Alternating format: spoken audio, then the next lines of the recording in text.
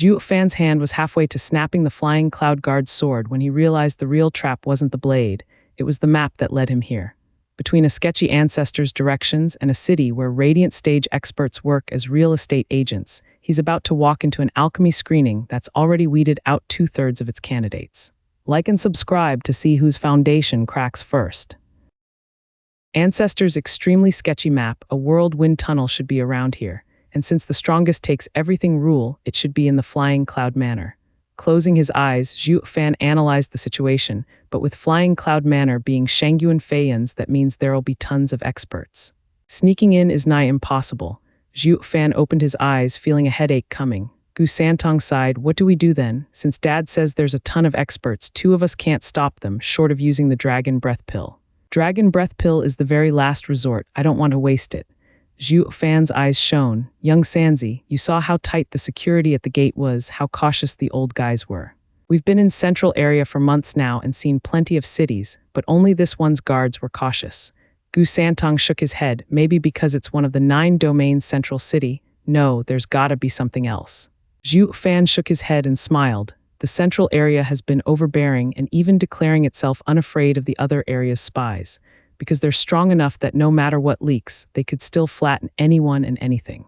That's why the central area is relaxed and casual, instead of being tense and earning ridicule.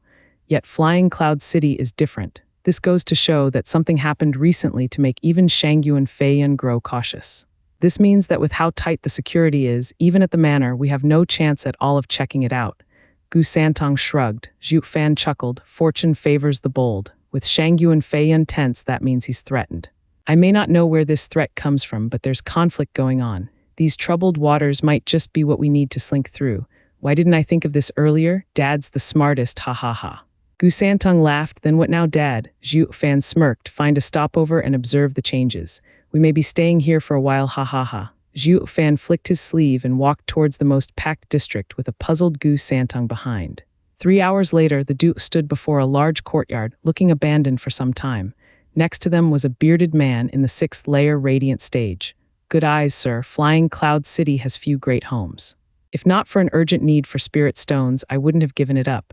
The man saw no one around and made his pitch. Gu Santong rolled his E's. When he first saw the old man in the market and in radiant stage pulling them to the side, he thought he was someone special, only to try selling them a house. It seems central area really is packed with experts, so much so radiant stage experts are useful only as real estate agents.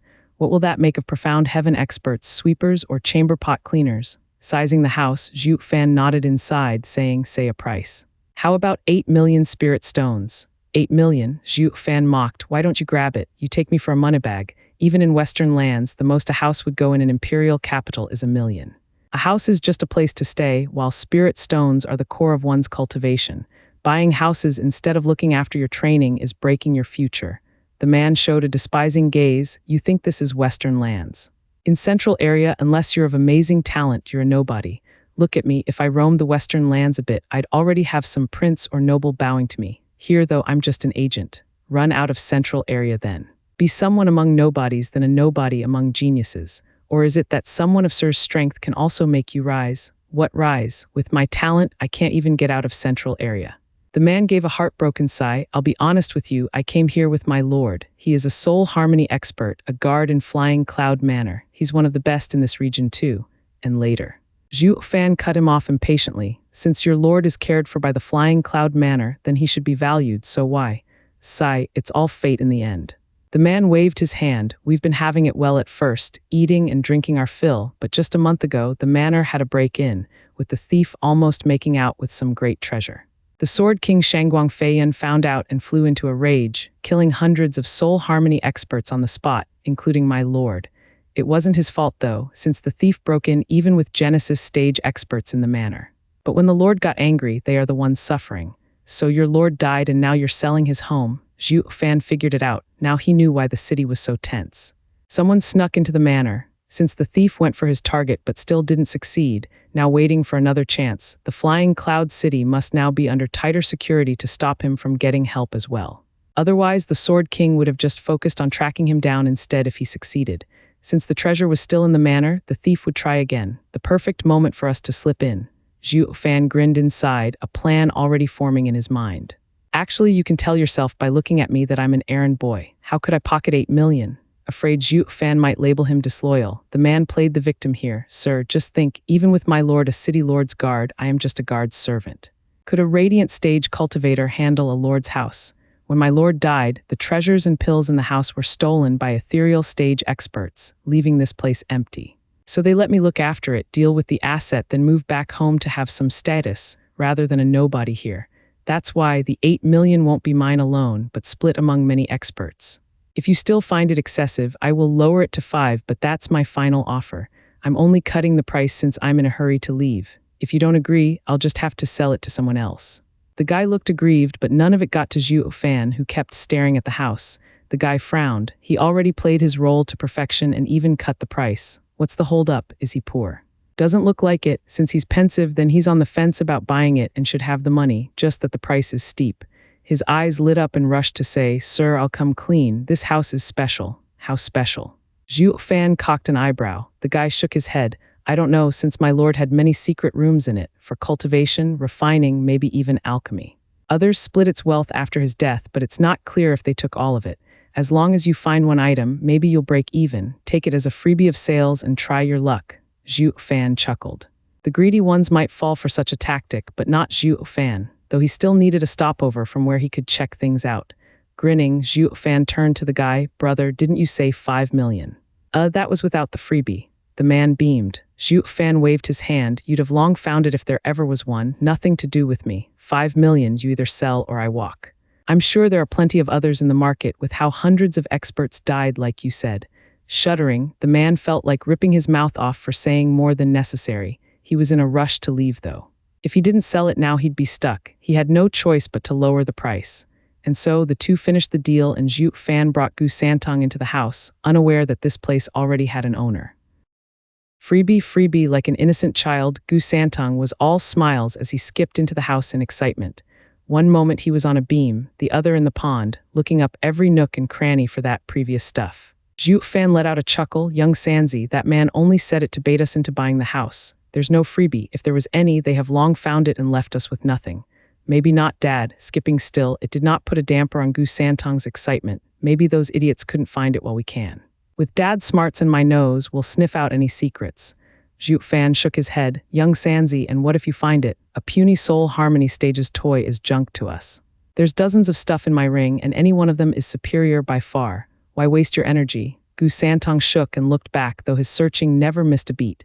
Zhuo Fan found it odd, then he exclaimed. Young Xianxia is a child at heart. It's not about finding something, but the journey. Young Xianxia used to search for herbs not just to fill his belly, but also to play. Then Zhuo Fan and Kun Peng gave him more herbs than he could swallow, but took away the fun. His belly was stuffed, but had nothing this child could do for fun. Zhuo Fan looked at young Xianxia ashamed. He failed as a father, feeling guilty for not having understood his heart. Young Xianxia, go search. If you find it, tell me. I want to see it as well. Zhuo Fan shouted at the child darting around. Gu Santong looked back with a wide smile. I'll be sure to find it. Gu Santong was gone. Looking at the flash of red, Zhuo Fan shook his head, smiling inside. Dad, I found it. There's a treasure here. Gu Santong's cheerful cry came. I bet this is something Dad hasn't gotten yet. Zhuo Fan was stunned. There's actually something here. That was quick. Maybe that thief was right about being a freebie here. Zhuo Fan followed young Xianxia's voice, arriving before a run-down building. Zhuo Fan sized it up. Isn't it just a shed? The Lord must have been a weirdo to set up his cultivation room here. Or is it out of paranoia? Yeah, that has to be it. Those ethereal and radiant stage experts wouldn't think twice about looking here. Zhuo Fan not once thought about the stuff that might be hiding here, since hardly anything could impress him now. He only came to cater to his son's excitement. It's what a father must do. Young Xianxia, what did you find? Let me, Zhuo Fan cheerfully entered the shed, only to freeze in shock. In the middle of the shed lay a girl with an egg-shaped face, sharp eyes, rosy skin, and thin waist. By the looks of it, heavily wounded, if the pale face and red line from the mouth were to be trusted. Young Xianxia squatted next to her and pointed in excitement. Dad, treasure, woman, he. Zhuo Fan's face twitched, revealing a vile smile at young Xianxia and bopping his head. How old are you? How is a woman a treasure? I'm only 3.5 centuries old. Gu Santong was annoyed. I'm no child. I know plenty of stuff. Zhuo Fan was speechless.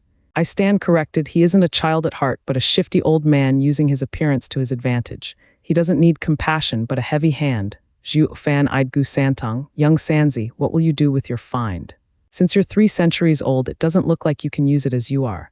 Blushing hard, Gu Santong knew exactly where Zhuo Fan was going. He glared in shame and anger. Dad, you're nasty. I'm nasty. When you called a woman a treasure, what else could you have been meaning other than something nasty, oh wise guy? Zhuo Fan stared back. Pouting, Gu Santong huffed. I found her like this, unconscious and weak.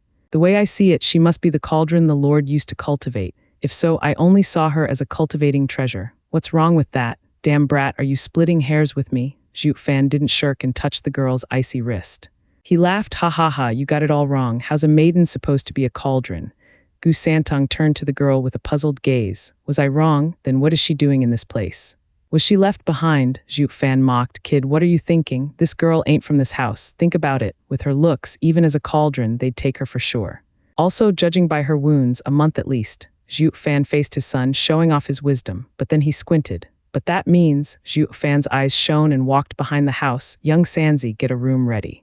I'm going to heal her. Gu Santong was taken off guard by his actions. Never knew Dad as a caring guy going as far as healing a stranger, especially a girl. Gu Santong had a coy smile. Sure, Dad, you're going to use healing as an excuse to dual cultivate.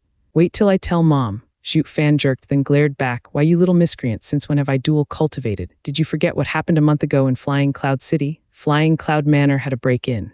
Gu Santong bobbed his head, then pointed at her. Dad, then. Zhuo Fan's eyes shone, nodding. More likely than not, this girl is involved.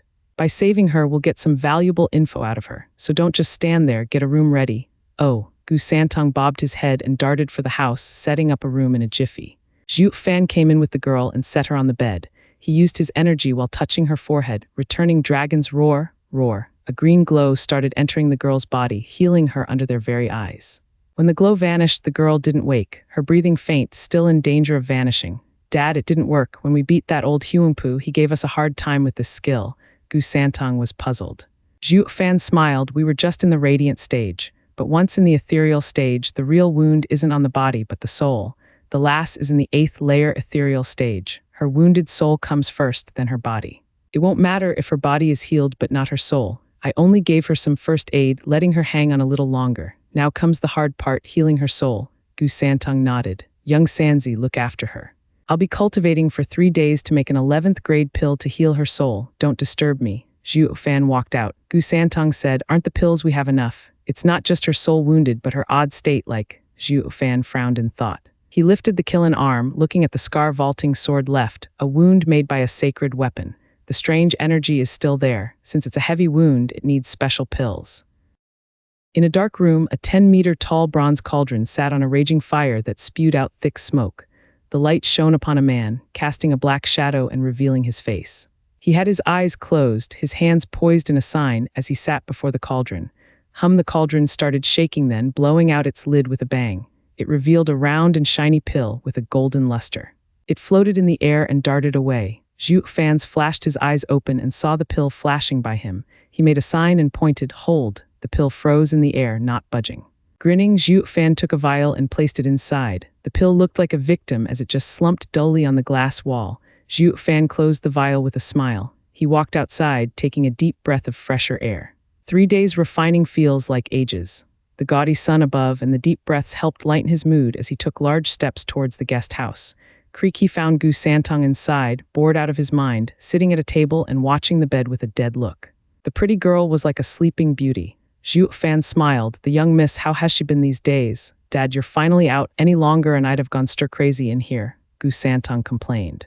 Zhuo Fan teased. Many others wouldn't have been able to sleep from the excitement to spend 3 days close to such a flower, but only you'd see it as a chore. Humph, like you said, I first need to be equipped. Gu Santong looked at his small stature and sighed. Zhuo Fan's face twitched, rolling his eyes. Damn brat, you will one day. I heard sacred beasts mature when their powers increase. So grow up well. Patting his head, Zhuo Fan chuckled, turning to the patient. Gu Santong held his chin, then shook his head. Zhuo Fan touched her wrist. There's still hope. Her situation hasn't worsened. Zhuo Fan took out the vial and placed the still warm pill between her soft lips. The pill flowed into her body and she shook wildly, her unmarred face turning into a frown. The change was brief as the girl eased a breath and calmed down again. Dad, why isn't she waking up? Was your pill a dud? Gu Santong saw the girl laying as always and complained. Feeling her condition, Zhuo Fan nodded and smiled. Brat, that was an 11th grade soul pill, sacred soul pill. A dud. No, it's her heavy wounds that need more time to heal. In a few days she will recover. You watch over her and don't let her flee and make it all pointless. Zhuo Fan walked out.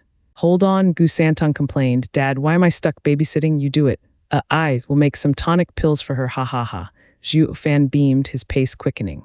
He justified himself, refining is so taxing. I wouldn't have done this if didn't want her to wake up. Whoosh, just as he reached the door, a flash of red blocked him. Gu Santong pouted and snapped. Dad, my head might not be as quick as yours, but I'm no fool.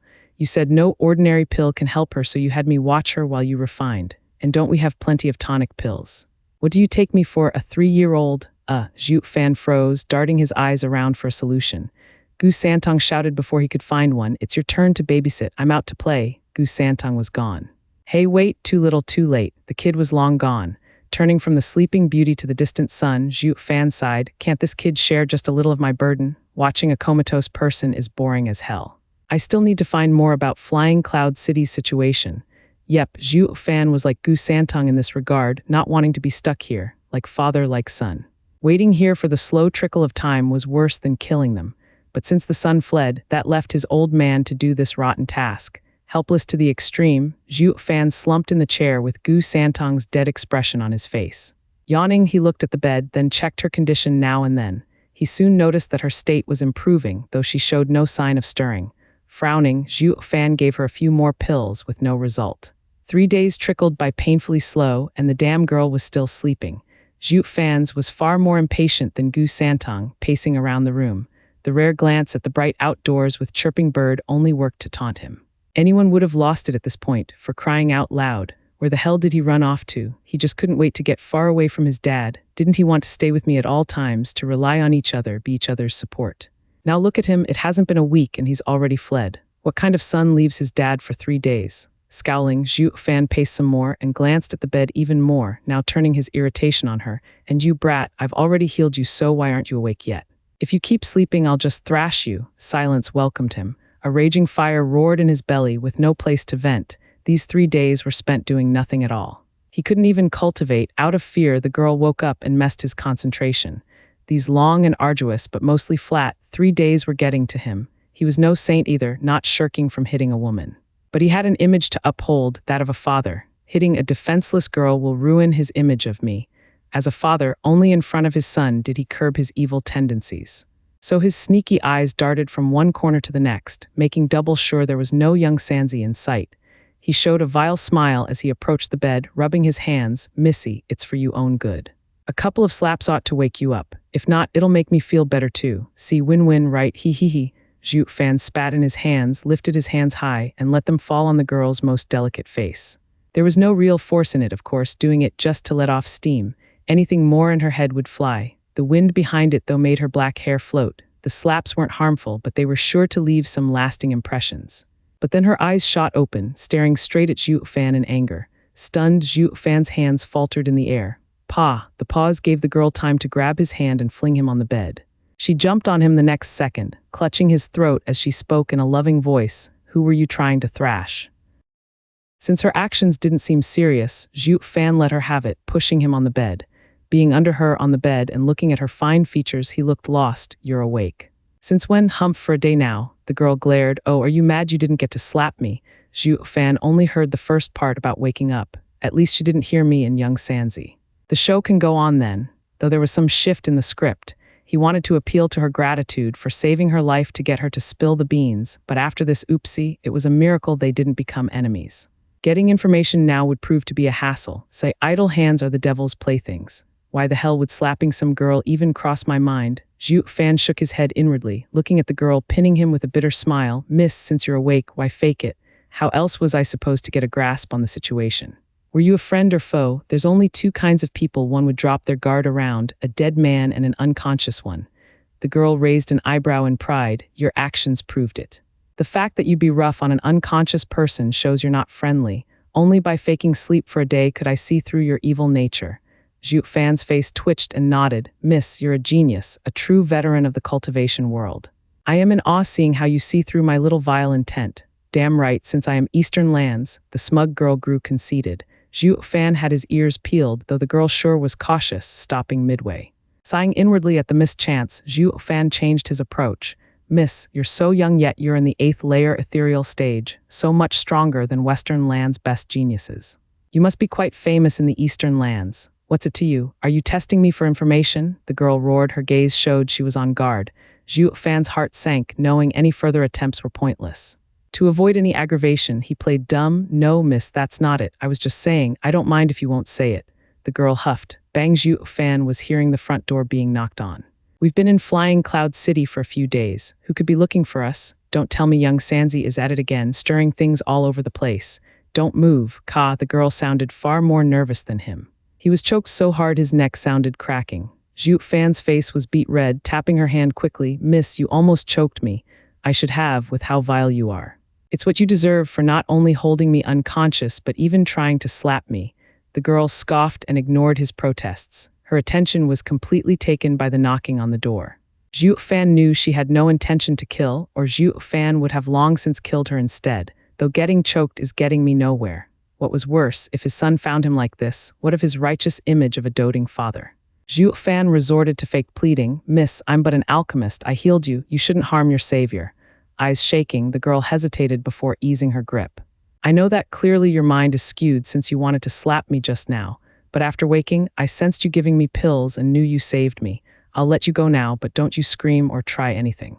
Got it? Zhuo Fan bobbed his head, his hand zipping his lips. Only then did the girl take away her hand. Dad, there's someone at the door. Should I go see A? After having his fill outside these 3 days, Gu Santong popped out of nowhere. Only to come upon this vivid picture. Quite the compromising position, too. Zhuo Fan on his back, with a girl straddling him. What took the cake was her hand on his chiseled chest. Though it was the one that choked him just now, the kid didn't know that. Gu Santong, of course, took the burning image at face value, labeling it as not safe for children. His reaction to this more than obvious adult affair was disgust. Dad, is this what you mean by unable to sleep from excitement? Since I can't understand nor partake, I'll let you enjoy yourself. Gu Santong left the room with a flat look, going to see who was knocking. What did he mean? The girl looked below her with a lost look. Zhuo Fan's face twitched. Miss, you're more immature than a child. Don't you find our state even a little indecent? Indecent, the girl now reacted, having been pointed out. Looking down on Zhuo Fan being under her, she went red in a flash and cried, What are you doing in my bed? Get the hell out. Zhuo Fan rolled his eyes. Sister, don't tell me you don't know. It's you who dragged me on the bed here. And how am I supposed to go when you're sitting on me? Oh, right. Flustered and panicking, the girl rushed off him and off the bed. Zhuo Fan glanced at her like an innocent bystander. Whoosh, this mystery girl in the 8th layer ethereal stage, in her panic, got tangled in the sheets and fell as she got off. It resulted in one perfect angle impossible to reproduce, sending her falling on Zhuo Fan. The calm Zhuo Fan, still on the bed, pretended to be weak, willing to take anything she'd dish at him, even the incoming looming shadow on his face. So while this unknown had hit his head, Zhuo Fan found a peculiar scent overtaking his mind, along with sweet and soft lips gracing his own. The two were firmly joined at the lips. The pair of eyes had never been so close, watching each other. The two went wide-eyed, and the heat coming from the other made their hearts race and their faces red. Dad, there's a bunch of people outside. Gu Santong's timing was flawless, looking at the even more explicit view with a lost look. Should I let them? I better go. Gu Santong left like natural. Ah, the girl shrieked and jumped off the bed with a burning face. Her eyes teared up too. Zhuo Fan looked embarrassed, sitting up. Clang. A sharp sound then revealed a jade longsword at Zhuo Fan's throat. The girl spat through gnashed teeth. That was my first. You stole it from me and now I'll tear you to pieces. Wait. Who stole what here? You did it, not me. Zhuo Fan faked panic. You know very well I did nothing but lay here. It's all on you, miss. Let's be reasonable here. In any case, I'm your savior. That. The girl was ready to cry, but then she glared. I don't care. You used me and now you die. The girl pushed on the sword, about to pierce Zhuo Fan's throat. Zhuo Fan's eyes turned cold and the killing arm shone red. He wanted the girl's knowledge, but since she lost it and wanted to kill him, he'd have to return the favor. You brought this on yourself, dumb girl. Since I can save you, I can also kill you. At the very least, dumping your body in a public place should stir something and give me clues. Zhuo Fan's eyes shone with bloodthirst. The girl was oblivious of it in her panic and shame. She'd never believe a wee 5th layer radiant stage cultivator would be a demon in disguise. Clang, this was the only sound made by the sword as it flashed for Zhuo Fan. The scarlet glow that followed hid within a bestial nature, one of power and wildness to turn any ignorant to mush. Zhuo Fan stood there at ease, ready to grab the sword and snap it like a twig. Boy, you're newcomers in Flying Cloud City? Yeah, we're Flying Cloud Manor guards. We have orders to inspect every recent newcomer. Where is the master of this place? Call him out. The loud shouts from outside entered the Du's ears. Pausing, the girl's blade went back to her body, stopping the attack, her brow tensed at the sudden interruption. Zhuo Fan pondered before he smiled inwardly. This chick must have gotten scared when she heard Flying Cloud Manor. Being found out was the last thing on her mind, which helped confirm Zhuo Fan's guess. The girl had been involved in the break a month ago. With a sinister smile, Zhuo Fan's eyes shone. The girl grew angry at his rotten smile. The jade sword once again went to touch his neck as she barked, "What are you smiling at?" "Stop that!" Zhuo Fan turned a deaf ear. "It's not me who's scared, but you, so what's there to fear?" Zhuo Fan's eyes looked up, looking amused and condescending. The girl was outraged and found he ignored her even as she pressed the blade on his neck. Like he got confident all of a sudden as he looked elsewhere, yet no amount of anger from her part would change that. Flying Cloud Manor's guards were at the door, making killing right now highly ill-advised. Once they're gone, humph, the girl squinted, sticking out her lip in anger. "Miss," Zhuo Fan showed a vile look as he uttered, "You're better off killing me. I'm not a nice guy, even planning on slapping you while unconscious." "Humph, I already knew that. But I'm not killing you over that, but..." The girl huffed and glared, then went red in the cheeks. With a weird smile, Zhuo Fan nodded. "Yeah, I stole your first kiss, but I don't think that grounds for murder. I've done something more foul to earn your anger and kill me." "More foul? What?" The girl was stunned. Zhuo Fan chuckled, then squinted as he sized her up, whispering in her ear, "Miss, congratulations, you're now a woman." "What?" The girl shuddered, unable to believe his words. What did you just say?" Zhuo Fan mocked. "Wasn't I clear enough?" "Fine, let me be completely transparent. I broke you in." Boom, a storm exploded in the girl's head, shocked to the core as she shook her head. "No, impossible, that can't be." "You think so?" Zhuo Fan snickered. "Miss, you should know better than me just how fine you are. Just think, a man was by your side while you were unconscious, a fully adult male. Could something happen? Did something happen? You decide. I'll kill you." The girl lost it as she howled, pointing her sword at Zhuo Fan amidst the tears. As if that wasn't enough for him, Zhuo Fan incited her more. "Come, kill me, but it won't matter since someone already took you. That won't ever change. With the Flying Cloud Manor guards at the door, if you kill me, you'll soon follow.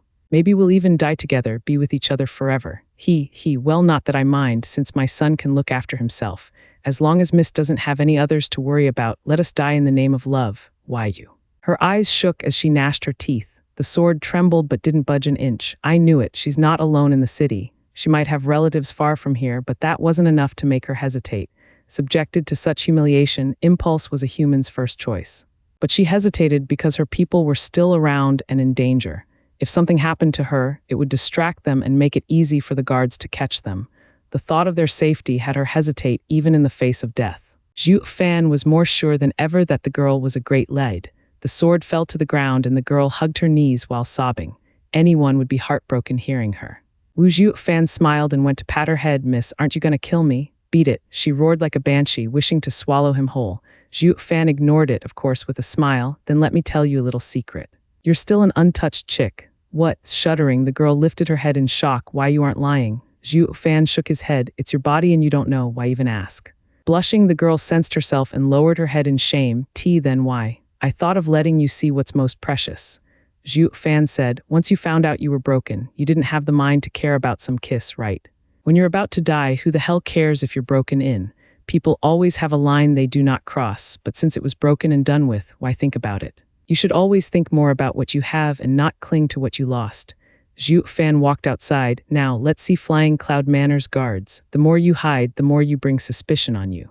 It's better to face them calmly. Even if you are who they're after, there's no way some nobody guards would recognize you." Zhuo Fan chuckled and went on ahead with a pleased look. The girl was too dumbstruck to react. Zhuo Fan now looked like a sage of great wisdom, and not like the bastard he just played as. Even the girl felt like what happened was ages ago. Zhuo Fan was but a fifth-layer radiant stage cultivator, but his confidence and resolve made the girl's heart skip a beat. Also, Zhuo Fan paused, lifting his hands. "Try not to get smart when you don't even know yourself. Cleverness may overreach itself, ha ha ha." Zhuo Fan walked away laughing. The girl glared and then giggled. Her cheeks were becoming red, and for some odd reason, her heart wouldn't calm down. The sudden arrival of Flying Cloud Manor guards must be the cause. The girl took a deep breath to calm herself and followed Zhuo Fan. The safest place was amidst danger. "Seniors, how may I help you?" Rushing to the entrance, Zhuo Fan found dozens of soul harmony experts, all wearing the Flying Cloud Manor symbol, a white cloud. Zhuo Fan bowed at once like a humble man. Seeing his meager cultivation, the men ignored him and asked as a formality, "Are you new in town?" "Yes." "Who is this child?" A man pointed at Gu Santong. "Zhuo Fan bowed, Senior, he's my only son." "Where did you come from?" "Western lands." "Why?" "To avoid pursuit." "Are there any other people here?" Zhuo Fan paused, unsure if the lass would follow him to meet these men. Saying yes, but the lass not coming would be ruining himself. But if he denied and then found her, the result would be the same. The guard frowned as he repeated, "Are there any more people here?" "Here I am." The girl rushed over with a bright smile. The girl skipped over, bringing with her a fresh breeze. She stopped behind Zhuo Fan with a bashful look like an innocent girl. The guards were dumbstruck by her behavior, looking lost. It only made the girl feel self-conscious and hide behind Zhuo Fan, like a baby sister oblivious to the world's evil, protected by her big brother. The gentle nature instilled in the people a sense of protection. Zhuo Fan was stunned. Hell, this lass is versed in the world and an even better actor than me. He could still remember her outburst from before. He wouldn't tease her for this since they were in the same boat. He just forced a smile and calmed himself. Moments later, the guards woke up and pointed at her. "Is she staying here?" "Yes," the girl's gentle voice echoed, soothing the guards. The guard had to take a moment to recover and pointed at Zhuo Fan. "Who are you two? Why have both of you come from the Western lands?" Zhuo Fan's eyes focused, thinking of a good name for her, but the girl got ahead of him. "He's my husband. We came from Western lands together." "Oh, wait, what?" The men nodded but then froze, looking from one to the other in disbelief. "He's your husband? Why, what's wrong with that?" The girl nodded with a smile, then dragged a stumped Gu Santong next to her. "Look, our child is all grown up." The inspection team was shocked, with Zhuo Fan looking lost. "Hey, chickie, moments ago you were trying to stab me and now you say I'm your man. What are you looking at? You're already getting the best of it by being my husband. What are you crying about? Keep staring and see if I don't poke your eyes out." Glaring at Zhuo Fan, the girl warned as her hand gripped Gu Santong, clearly using him as hostage to force Zhuo Fan. "Fall in line or your son will fall first." Zhuo Fan shook his head inside. He didn't worry about Gu Santong, not like the lass could do anything to young Sanzi. Zhuo Fan found this trap difficult.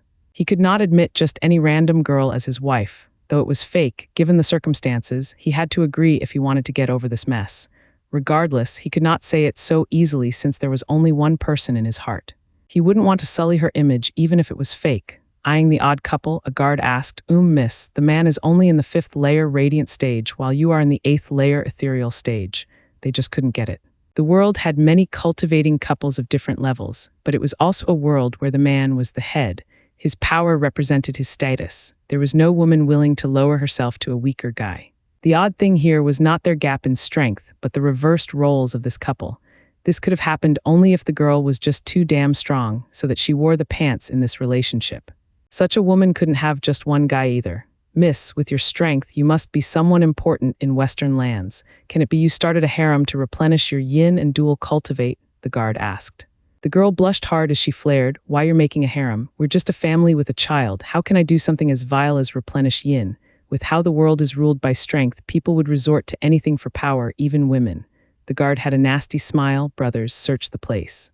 If she has a harem, they must be many. There's no way there's just the 3 of them." "Humph, yes, sir," the men shouted and shot inside, already on it. The girl's face looked conflicted and depressed. Zhuo Fan glanced over inside. "Even I wouldn't believe you, let alone others, since we're too different in cultivation." Whoosh, an hour later, the guards returned with shaking heads and the main speaker frowned. He refused to believe such a strong woman only had one guy. Zhuo Fan smiled and stepped forward with a bow. "Senior, please don't listen to her nonsense. She's not my wife." "No," the guard shook and grew grave. The girl tensed, sweat trickling down. "Is he selling me out? Then who is she? Why is she staying here?" Zhuo Fan sighed. "Senior, the truth is she is my cousin. Our clan is hunting us, so we had to run here." "Your cousin? Then why did she say she's your wife?" the guard shouted. Turning to the girl, she looked nervous. Zhuo Fan pondered. "Actually, she does want to be my wife, but my heart belongs to someone else. No other girl can have it.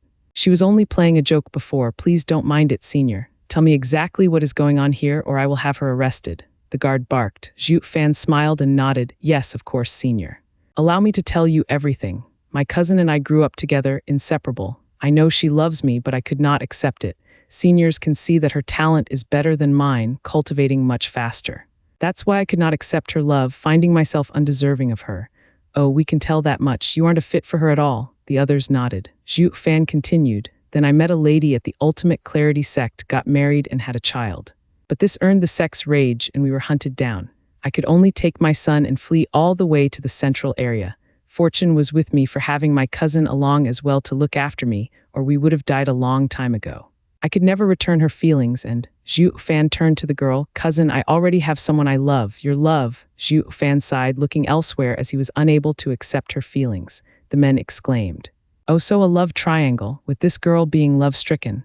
Ha, what a waste of good seed. An 8th layer ethereal stage expert with pretty looks going after a waist leagues behind her.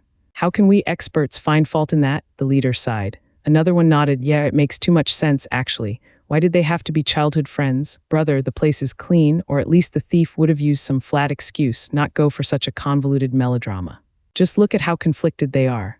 They all turned to the two to see Zhuo Fan's guilty look. The girl's gaze never left him, her eyes glazed over. Fools blinded by love, crashing marriages. The guards shrugged, then the leader coughed. We understand, then we'll write that. This place belonged to a fellow guard of ours. Since you bought it, it's yours. Now there's only the 3 of you here. What are your names? Oh, senior, I'm Gu Yifan. Cupping his hands, Zhuo Fan spoke. My son is Gu Santong and my cousin, Zhuo Fan hinted at her. Feeling sour for some odd reason, the girl spoke. I'm Gu Qingyan. Noted. After writing down on a jade slip, the guard nodded. From now on, you are the owners of this place. If there's anyone suspicious hanging around, report to the Flying Cloud Manor at once. You can also shout and make some noise. Our patrols will respond swiftly, Zhuo Fan bowed. Thank you, senior, only. What suspicious people? You don't know? The guard mocked. Homeless, wandering, shifty, repulsive, and guilty-looking people. If you see anyone that fits that description, give us a signal. Got it? Yes, yes, Zhuo Fan nodded. The guard smiled, then waved his hand. Brothers, the next house. Ha ha ha, let's see how those thieves can hide as we search every place. Ha ha ha. As the laughter grew faint in the distance, the auras of the guards faded as well. The trio watched them go with a sigh of relief. Now, close the door and see her out, Zhuo Fan clapped and said. Young Sanzi woke up and pulled the girl posing as his mom outside. Gu Santong didn't use force, just playing the role of a child. Anything else and he'd be throwing her out. The girl was stunned. What are you doing? What, you ask? Humph, Zhuo Fan glared at her. Didn't you hear, senior? Meeting any homeless? Wandering, Gu Santong added. Shifty, repulsive, guilty-looking people. The father and son finished together as they stared at the girl. Anyone suspicious is to be reported to the Flying Cloud Manor. You should be thankful we're only kicking you out. The two threw her out like nothing, then shut the door behind her. She only woke up from her daze when she was outside. But seeing the door shut, anger burned in her gaze and she kicked the door open. The two held the door and pretended to be shaken from the impact by staggering back. They looked at her in panic. W, what are you doing? The guards are just around the corner. What of it? That's more than enough time to end your lives, the girl glared. Zhuo Fan shuddered in fake fear, then wailed, Big sister, we don't know each other. Us two have been drifters for years before finally coming to the central area, avoiding Western Land's pursuit and starting a new life. We don't want any trouble. I don't know if you're related to the guard's search, but for our safety, please leave. Take it as a returned favor for saving your life. Please don't drag us into this. The girl looked hard at the two, biting her lip, but then she asked, Hey, was what you said true? What did I say about you and your wife? Did the sect break you up? What about your wife? Startled, Zhuo Fan didn't think she'd be hung up on that in this critical situation, but it was also related to Zhuo Fan's pain. Zhuo Fan mocked all of a sudden, as if, to get them to ignore you, I made that on the spot, while I cast out my wife for better things and a brighter future. She's just a hindrance, that's all. She should be having the time of her life. Pa. The girl gave him a heavy slap in anger. You rotten bastard, I'll kill you for your wife's sake. Her sword was once again pointing at Zhuo Fan's throat. Zhuo Fan waved his hands frantically. Wait, attack now and the guards will hear you. And I'm your savior, attacking me is being ungrateful. Humph, I'll spare you for now, but pray we never meet again. The sword shook and the girl roared as she sped away. I'll never stay a second in a bastard's place or I'll end up as vile as you. Seeing her vanish in the night sky, her curses growing faint, the Duke shared a crafty smile. Dad, are you just going to let her leave after all the trouble of saving her? Leave? Where would she go? Zhuo Fan raised an eyebrow. Did you forget why the guards came? They are combing through the city. The Flying Cloud Manor wants to have eyes on every corner in the city, on every citizen. The taverns are the most conspicuous, with no way of hiding under such heavy monitoring. Leaving her. Ha ha ha, as long as she's in Flying Cloud City, she'll soon come back here. She's got no choice. Gu Santong nodded but wanted more details, but even so, why did we drive her out? Isn't it over the top? Not at all, this is psychological warfare. 1 step back, 2 steps forward. Zhuo Fan's eyes glinted. We didn't kick her out because of her, but the people behind her, think about it. Since we saved her, but by also hiding her, then we'll become suspicious about having our own designs. Maybe her people will think that we're on the guard's side, baiting them to come out. That will make gaining their trust harder. Now though, we kicked her out, like scared average cultivators avoiding trouble, making saving her just a coincidence. As time passes, those people will be pushed into a corner by the guards monitoring and would think of using us. When in fact we're using them. The roles reverse as the schemes become twisted from every little detail, giving us the perfect win. Gu Santong nodded inside. I see it now. You know she can't go anywhere, so might as well kick her out. Also the people behind her would come, right? Ha ha ha, exactly. Now's just a matter of time. Zhuo Fan closed the heavy door and took Gu Santong behind the house. Young Sanzi, where have you gone the last 3 days? I didn't see you at all. Around town, but since they took me for a child, they didn't let me enter many places. You said I couldn't force my way in, so I'll take you there tomorrow. What do you say? Truly, of course, we're waiting for news now so we can afford some leisure. Ha ha ha. Zhuo Fan smiled at the child. Gu Santong was overjoyed. On the second day, Zhuo Fan took Gu Santong to every known place in Flying Cloud City. They played around, had fun, not thinking about anything, not bothering with anyone. On the third day, Zhuo Fan and Gu Santong went to enjoy the local cuisine and the fine dishes, relishing in these rare father-son moments. They put their plan behind them, so it went for 10 days, carefree and relaxed. Only that night, when Gu Santong was skipping towards home with Zhuo Fan smiling behind, the sudden sight stunned them. The same girl 10 days ago was now back, only this time she looked far more downcast. She hesitated upon seeing them. Zhuo Fan's face twitched, faking shock. Big sister, what are you doing here? Don't just shout. Her jade sword was out and pointing at Zhuo Fan, though looking awkward as she had to shout with hatred. Listen here, I'll be staying here from now on. You can't kick me out nor report me. Try anything of sorts and I'll kill you. The lass was forced for sure to come back against her will. The father and son mocked her inwardly. Where can an ethereal stage cultivator hide in a city with soul harmony patrols? Instead of acting nice to get a place to stay, you're like a thug stealing it. Would you have been so tough when you left back then if you knew? Would you have still burnt your bridges? Haha. Zhuo Fan sighed. Miss, I get your back, but can you not shout at us? I'm not one to look for trouble, but since our lives are in your hands, I don't have a choice. But where did that gentle and kind miss from 10 days ago go? How did you become a shrew, stooping so low as to steal someone's home? Shuddering, the girl looked hurt at his words, feeling like the victim instead. You dare say that when you kicked me out? The girl raged. Do you know what I did these 10 days? Skulking like a rat in the streets, scared that every person I met would call the guards. I couldn't go to a tavern, I couldn't stay in another place from fear of being found. Flying Cloud City is so huge, yet there is no place that can have me. All I've done is run and run, in constant fear. If I hadn't come back, they'd have found me, yet you call me a shrew.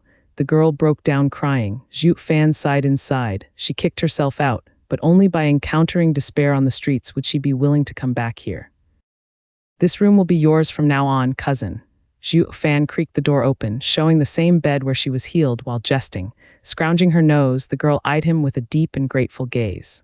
After wandering the streets like a dog for days, she now returned to the place where she recovered in peace.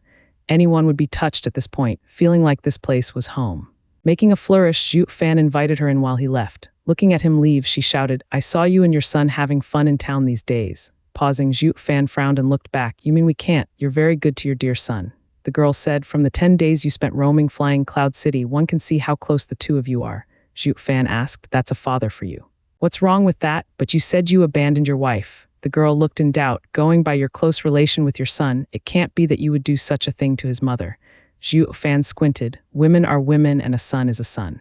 Men are very clear on the differences. What does an unbroken chick know? Rolling his eyes, Zhuo Fan walked away, his eyes glazing with grief as he shook his head. The girl was furious at the taunt, but then thought about it another way. Zhuo Fan was erratic in his affairs, switching tunes at the drop of a hat, making him mysterious in her eyes that he had secrets. The girl did not enter her room and walked behind the house.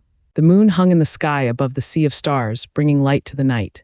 In the backyard, Gu Santong sat at a stone table, playing with a wooden toy, looking rather cute. He might be 3 centuries old, but his puerile nature never changed.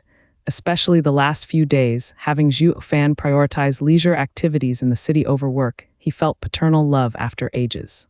This brought out the child he buried inside, whining to Zhuo Fan to get him some nice toys. He was now having the time of his life until a girl popped up behind him. Gu Santong frowned, but faked oblivion as he played. Zhuo Fan kept telling him to play dumb and act like a wee child. Gu Santong, was it? The girl showed the child a bright smile, looking at his toy. Wow, how pretty. Did your dad get it for you? Eyeing her, Gu Santong was vague. Get on with it or sleep it off. The girl froze at such hostility, her face twitching hard. Why is he so mean? Wait, it's not the child's fault, but who he lived with. That guy's bad influence. I must hold it in. Smashing down the anger, the girl showed a kind face as she said, Santong, you shouldn't talk like that to me. It isn't nice. Who in hell would be nice to a broad that tried to kill the both of us? Gu Santong bit back. PFF, she almost spat blood in anger, her body shuddering. The apple doesn't fall far from the tree. These two's words are so biting, always antagonistic, and it's pissing me off. That's not the problem here, since all is that guy's fault, not the child. I must stay strong. The girl's face twitched like no tomorrow, showing a look worse than crying. Child, can't you use kinder words? I just wanted to ask you. Out with it already, Gu Santong snapped. Outraged, the girl gnashed her teeth. Ha ha ha, child, you sure are feisty. Then I'll be frank, did your dad really abandon your mom? Gu Santong shook, then paused from playing. He then nodded, his reply cold, yes. The girl looked disappointed, the outcome out of her presumption. Do you like your mother? Yes. Don't you hate your dad for what he did? No. Why? The girl was stunned. Gu Santong went silent as he stared at the toy in his hand. He sighed, if dad had stayed with mom, she would have died. What do you think he should have done? What? The girl stood speechless. Young Sanzi, are you playing there? You're supposed to be in bed at this hour. Zhuo Fan's shout came from afar. Gu Santong ignored the girl and went to Zhuo Fan's room. Dad's calling me. I need to go. Gu Santong's young appearance that contrasted with the upright stance left the girl in stunned silence. The son resembles the father, but not to the extreme. It looks like he isn't as cruel as he lets on. Meanwhile, Gu Santong got in the room to find Zhuo Fan sitting at a table, giving him an annoyed and sad look. What are you doing telling her so much? I just don't want her to curse you every time you meet. What's the problem? I'm no saint either, and I've been cursed more than I can count. But I don't want to hear anyone curse my dad. Gu Santong climbed on the bed with a bored look. I used to smash any that cursed you, but since you don't want me to fight, I want to not hear people cursing my dad. Zhuo Fan gave him a long look and nodded. Son, the next morning, Zhuo Fan and Gu Santong woke up refreshed from cultivating, welcoming the coming of a new day. Gu Santong smiled, Dad, the broad is back. Are we still toying with her? Of course, the more carefree we are, the better. The real fish has yet to bite, ha ha ha. Zhuo Fan nodded. Gu Santong cheered in excitement, showing out to be the child he was. Zhuo Fan nodded, enjoying this rare moment of fatherhood, but the girl's gentle figure suddenly popped in his face. Zhuo Fan asked, what are you doing? Me and young Sanzi are going out. Great, now take me with you. The girl gave a bright smile. Zhuo Fan furrowed his brow. Why? Yeah, my dad and I are having fun, so why bring you along to be a stick in the mud? Gu Santong shunned her, making his position clear as day. She wiggled her cute nose, made a pout at the kid, then turned to Zhuo Fan to impose. Who's to say you won't report me once you go out? That's why I have to keep an eye on you. Squinting, Zhuo Fan paused before showing a wide smile. Fine, since Miss wants to, then come along, as long as you don't misunderstand. Misunderstand what? The girl was curious, but Zhuo Fan's reply was a shifty grin. An hour later, oh Sir Gu, you brought your son to play again. What a great father you are spending these days with your son. And now you even brought the madam. My, Sir's madam is a world beauty. No wonder she has been cooped up at home for so long, ha ha ha. The trio walked down the street with many shouts aimed at them. Zhuo Fan just replied with a smile and nod. The girl was blushing harder than a tomato. She now realized what he meant and grumbled, why aren't you saying anything? I'm not your wife, but cousin. There's no point talking to these chatterboxes. They'll say whatever they want anyway, and I don't want to talk to some sellers either. Zhuo Fan grinned, his eyes always scanning his surroundings. By his calculations, the girl had been hiding the past days, making it hard for her friends to find her. Now that she walks in broad daylight, they should get in touch. One of the reasons why he accepted to take her along as bait. Stop, who are you people? A patrol came by and barred their way. The girl tensed, ready to bolt, but Zhuo Fan held her. Smiling, Zhuo Fan did the talking. We're the Gu family from a nearby house. Taking a jade slip, the man read it and waved them off. Oh, the new Gu family, Gu Yifan, Gu Santong, and Gu Qingyan. You're free to go. The patrol resumed their duty. The girl was stunned. They let us go that easy. Zhuo Fan easily guessed her thoughts. Did you forget we got registered a few days back? That jade slip has our portraits and details. In this flying cloud city, we are a family of 3. Then what have I been doing these days, skulking around like a scared mouse? The girl was stumped. Zhuo Fan shrugged. Yeah, why did you run? That's what's called guilty looking, shifty, homeless. The father and son enjoyed teasing the hell out of the blushing girl. None of them noticed a pair of eyes watched from a dark corner. Dad, I want this and that. Oh, this as well. In the noisy street, the trio strolled through the shops like one big happy family. Gu Santong, like any child, would jump around at anything that caught his attention, which was everything. Zhuo Fan spoiled him like a true rich guy, forking out spirit stones without a twitch and throwing them to the shopkeeper with an attitude, "I'll take it all, ha ha ha. Thank you, sir." Thank you. The shopkeepers were overjoyed seeing their profit soar. Gu Santong was having the time of his life with this new batch of toys. The two's happiness was infectious as it finally got through the girl, making her smile. Candy figurines, come and enjoy candy figurines. The shouts had Gu Santong turn around with sparkling eyes as he saw an old man in his stall. "Dad, what is that?" "All looks and no substance." "You can just ignore it," Zhuo Fan spoke. But the sweets were all that were reflecting in Gu Santong's childish eyes. The girl lit up and smiled. "Young Sanzi, I'll buy you some, all right," Gu Santong grumbled, then looked at Zhuo Fan for permission. "Ha ha ha, the girl's a freeloader, so getting something out of her is natural." Zhuo Fan scratched his nose and teased, "Young Sanzi, go all out and get what you want. Fleece her down to the last stone." Gu Santong bobbed his head in glee, then looked around for his targets, wanting not just the candy but heaps of other stuff. He showed a brilliant smile, extending his cute hand at the girl. The girl's face twitched and glared at Zhuo Fan. "I just knew you're a bad influence on the child. You're not buying, you liar." Zhuo Fan twisted his head away, grinning inside. Gu Santong pouted and complained.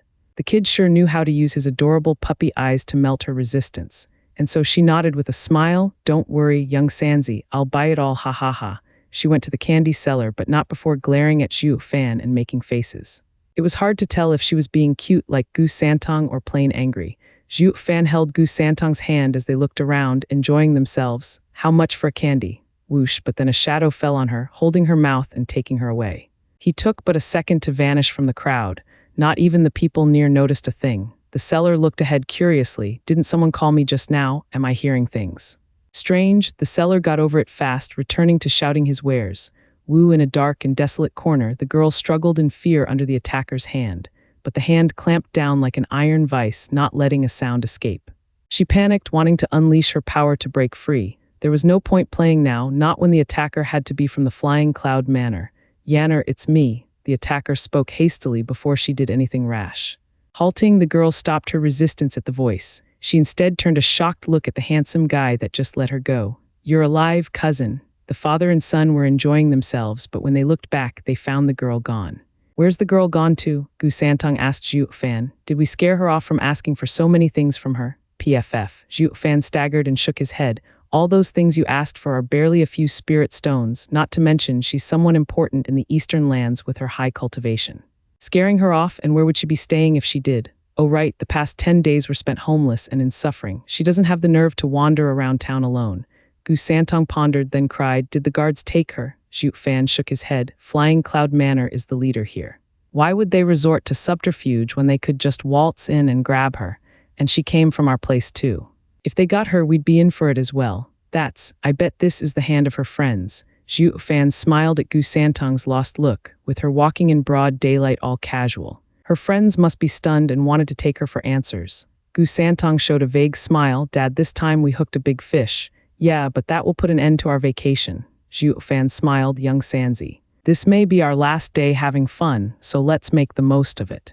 I'll take you anywhere you want to go. I heard there's a street packed with food stalls 100 miles east of the town. Let's go eat our fill." "Brat, you only think with your stomach. Food first and then the rest, hee." Zhuo Fan and his son walked to their target, having everything under control, enjoying their last day of leisure. Only in the dead of night, with the moon high above them, did they return home.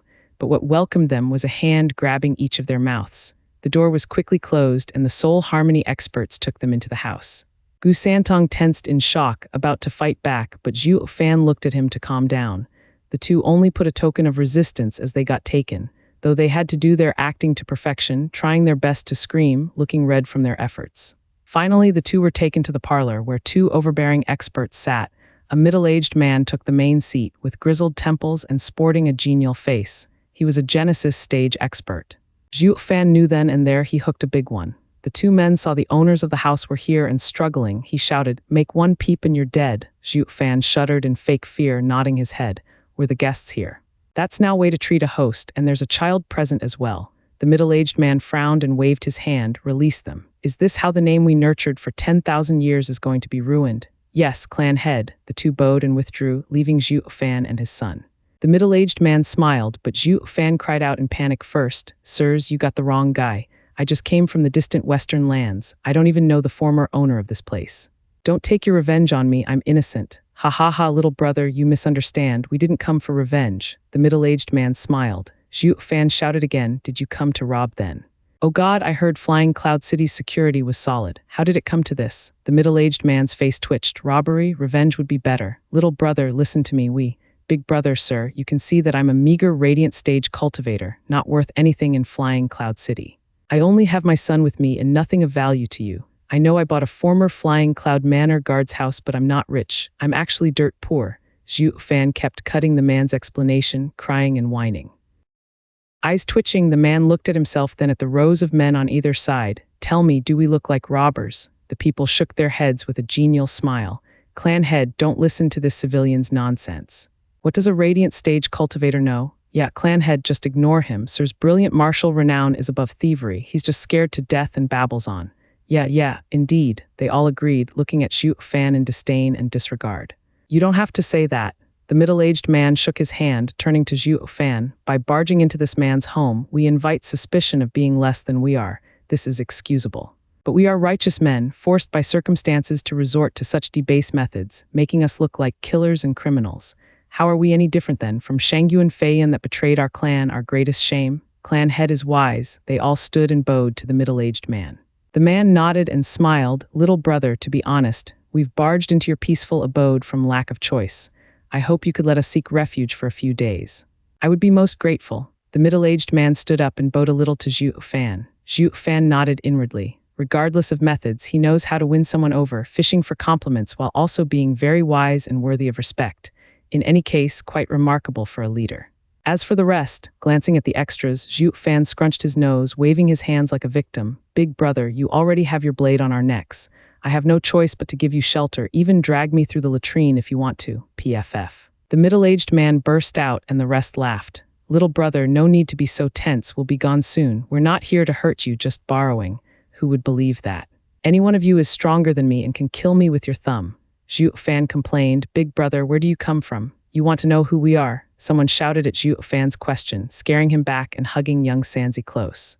Glaring at the speaker, the middle-aged man smiled. There's no point in hiding it. We're from the Eastern Lands.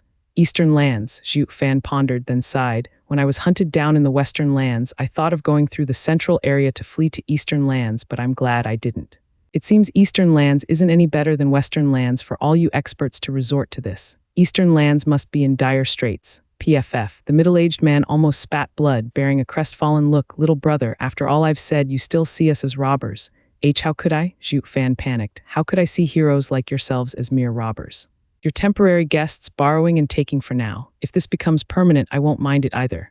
The middle-aged man's face sunk, holding his head and sighed. This great and known clan head was now seen by a little guy as nothing more than a murderer and thief. If Eastern Lands heard it, all the sects would laugh. Shortly after, bright laughter echoed, followed by a familiar girl. Father, I told you not to see him. He's a petty guy with a nasty tongue, completely opposite of your righteous character. Look at you, a Genesis stage expert angered to the extreme by mere words. Why is that? Ha ha ha. Zhuo Fan looked to see the mystery girl from before, entering with a handsome youth behind her staring at them with sharp eyes. He was young and already in the soul harmony stage. He'd be a worthy candidate for the title of the best if this was the Western Lands. Uncle, the guy bowed before the middle-aged man, ignoring Zhuo Fan as he returned behind the girl. The middle-aged man chuckled, turning to Zhuo Fan. Do you know my daughter, little brother? Zhuo Fan bobbed his head with a lost look. I heard she's your cousin. With a sinister smile, the middle-aged man laughed. Since I'm her father, that makes me your uncle. And uncle here came to visit his kin, not rob. Is this easier to accept? Ha ha ha. Zhuo Fan gave him a long look, then chuckled inwardly. This guy is a man of principles, but not pedantic, looking to justify himself. First you take our house, and now you write it off as a family visit. How amusing. Big brother, it's uncle. Sighing, Zhuo Fan put on a strained face as the middle-aged man tried to become Zhuo Fan's senior. Zhuo Fan rolled his eyes and returned to the main topic. Us two come from Western Lands and only found the girl wounded just as we bought the house. I'm an alchemist and I saved your daughter's life. In the end, when the guards came to search us, your daughter threatened me to bluff my way out, even using my gu name. It's dangerous enough to hold one person, but now will all of you unknown people in my house if you're found. I understand your concern. The middle-aged man waved with a stern face. Little brother, I know everything from Yanner. As a father, I'm most grateful for sheltering her and saving her life, but our operation has countless lives in Eastern Lands at stake. Success is a must. While some decisions are not to my liking, I still have to make them. We must take your house because we can't find any better place to stay. You know as well how tight security has become. Because of you, Yanner is now a member of this household. Whether you like it or not, she is above suspicion. Zhuo Fan choked. Are you saying you'll silence us? That's not it at all. I just hope you will work with us and not force us to resort to such vile acts. The middle-aged man sighed. We won't do anything to you, just keep you here at most. Once our business is done, we'll be out of your hair, but if you wish to work with us, it will make our interactions easier. Since you're my nephew, right? Ha ha ha. Zhuo Fan hesitated as he looked at Gu Santong, considering his child's safety first, but how can I believe you won't hurt us? With the name of the famed Xianxia clan. The middle-aged man's eyes shone. Zhuo Fan cried out, Xianxia clan, the same best clan in eastern lands. Yes, I am Xianxia clan's clan head, Xianxia Feixing. The middle-aged man declared, then pointed at the girl and youth. She is my daughter, Xianxia Qingyan, and my nephew, Xianxia Yulin. Everyone else is a venerable or elder of the Xianxia clan. Shaking, Zhuo Fan could hardly believe the best clan of eastern lands' entire experts were here en masse. That means that Xianxia Feiyan, one of the 9 sword kings, is your younger brother. Xianxia Feixing gnashed his teeth. But ever since he betrayed eastern lands, casting his lot with invincible sword, I no longer have a brother. We came here to take back the eastern lands treasure he stole. Little brother, I hope, on account of the alliance between the 4 areas, that you'd help hide us. Zhuo Fan's heart sank, looking into Xianxia Feixing's wise eyes, and nodded, don't worry, uncle, we're all on the same side. I will definitely help the Xianxia clan succeed. Gria, wait, what? His heroic valor got Xianxia Feixing to nod in reflex, but then he cried out, startled, what did you call me? Zhuo Fan scratched his nose with a chuckle. Uncle, didn't you see yourself as such? Did you forget already? Zhuo Fan patted Gu Santong's head proudly. Young Sanzi, we're hailing for a renowned clan. Once we return with uncle to eastern lands, none shall pick on us. We'll see if they dare lay a finger on us after uttering the name Xianxia. We're no longer vagrants, ha ha ha. Yeah, let's also go slaughter western lands later, kill all our pursuers. Gu Santong bobbed his cute head, bearing a nasty smirk. Everyone else looked on, speechless, for crying out loud. One moment they were scared like mice, and now they have no shame with power behind them. Everyone looked dumbstruck at the crass father-son pair. What's wrong with these two? They have yet to come from old money and power, yet they're acting more obnoxiously than a clan with a deep heritage. What, dropped the Xianxia clan's name around so no one will pick on you? I bet you're planning the opposite, to use the name to pick on people. We came from the renowned Xianxia clan in the eastern lands, but we're educated and no honor. We definitely won't let some disrespectful guys like you ruin our good name. Everyone turned to Xianxia Feixing. Clan head, you started it, now finish it. Xianxia Feixing shook his head, his face twitching. There was no way he would just accept someone as his nephew. He only used it as a leverage to become friends, but how was he to know there was such a brazen guy in the world trying to leverage him instead? He's just a punk. I didn't think the owner of the house would be a bastard. As everyone had nothing but contempt for the two, Xianxia and Qingyan laughed. Having been around them the past few days, this Missy had gotten quite friendly, or maybe she understood them the best. Seeing them declare this with a straight face, she liked it. Hey, how about you become my real cousin? Zhuo Fan turned to her and shook his head. Who the hell would? It's that I don't have a choice. Xianxia Feixing would be pissed if she could hear him. Oh, please, for me to accept you as one is the greatest fortune of your lifetime. It's leapfrogging into power, yet you freaking shun it. You're nothing but a moron, which was a moot point since he didn't know where to begin. He only felt that taking this pair into his fold would be the greatest mistake of his life. But as the leader, his word was gold. Once spoken, he couldn't just take it back. He sighed, then you will become Xianxia clan's front, blocking the flying Sea Loud Manor's investigation. When we all go to eastern lands, you'll be rewarded for your efforts. Yes, uncle. With a genial smile, Zhuo Fan was open in his attempts.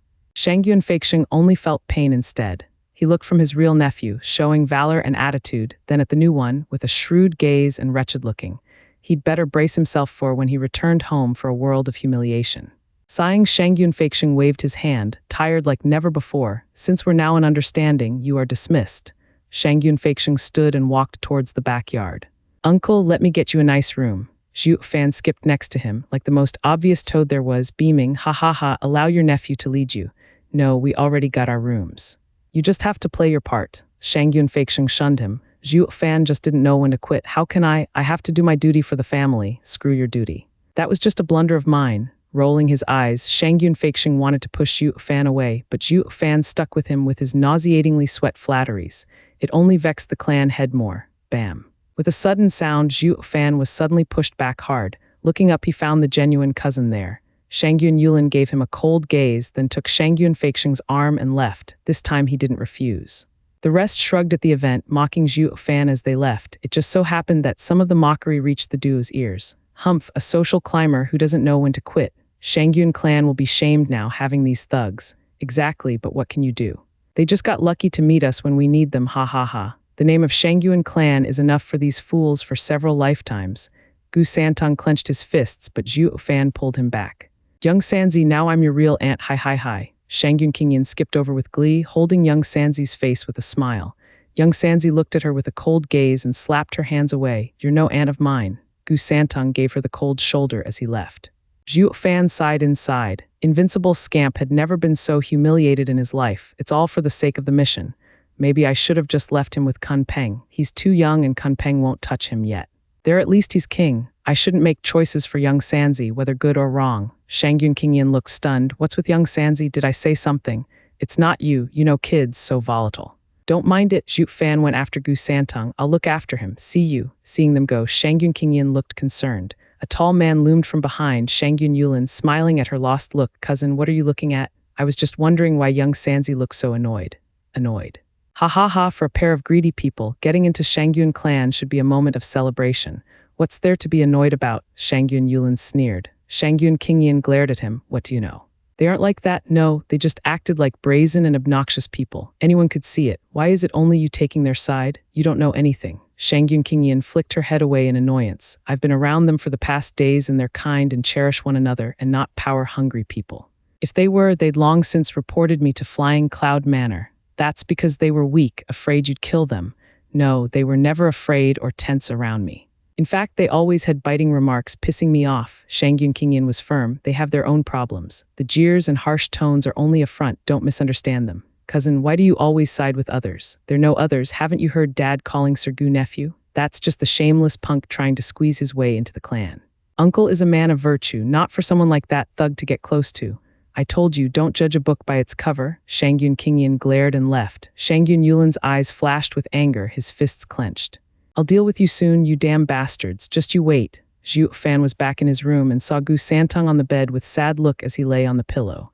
Zhuo Fan patted his back and chuckled. What's wrong, brat? Angry. Ha ha ha, think about it. They mock us for our weakness. It's this weakness that will drop their guard and earn their trust, that when we use them to punch through, we're deceiving them, we should be the one laughing at them. Those morons, ha ha ha. Gu Santong began after a long pause. We're being watched by 5 soul harmony experts not 100 meters away.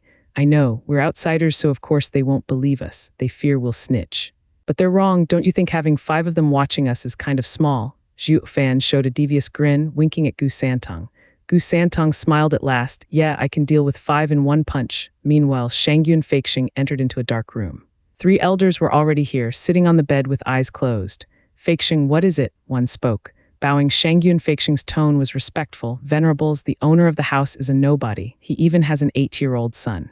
We can relax for now and deal with Fei Yun. Good, we'll use this foothold to make a second ambush. One elder shouted, this time we will take the divine weapon back to eastern lands. Morning, seniors, ha ha ha. Bright and early, Zhuo Fan and young Sanzi were heading towards the door and were startled to see someone already there. But that didn't stop him from greeting with a smile. The exit had guards in place, soul harmony experts with mighty auras. Glancing over, the 2 men put their hand out, blocking the way. Zhuo Fan looked at them puzzled as they mocked. Sorry, Sir Gu, you're the clan head's nephew. For your safety, it's best you stay inside. Oh, I see, now I'm someone of value, ha ha ha. Zhuo Fan gave a strained laugh. You're taking our safety very seriously, I see. He, why thank you. Bobbing his face with a bright smile, Zhuo Fan took young Sanzi back, not thinking of leaving again. The men held nothing but disdain for the 2. Gu Santong looked bleak, gnashing his teeth. Damn these bastards, they take our home and now are locking us in. Easy now, young Sanzi, didn't I tell you already? Yesterday was going to be our last day of leisure. With a sinister smile, Zhuo Fan continued, which works best for us. They want to keep us here, so we'll use this to see their every move. Once they act and fight with the Flying Cloud Manor, we'll be sure to reap the rewards, completing our mission. Gu Santong nodded, but that didn't mean he liked it. With these cowards, who knows how long we'll be stuck here before that happens. Ha ha ha, these blokes won't last long. The more they wait, the more dangerous it gets. They're more desperate than us to finish and go home. Rubbing Gu Santong's head, Zhuo Fan's eyes shone, feeling in complete control of everything. All we have to do now is just wait. Gu Santong sighed a nod. Let's go back to our cell, not like I haven't done it in Tianyu.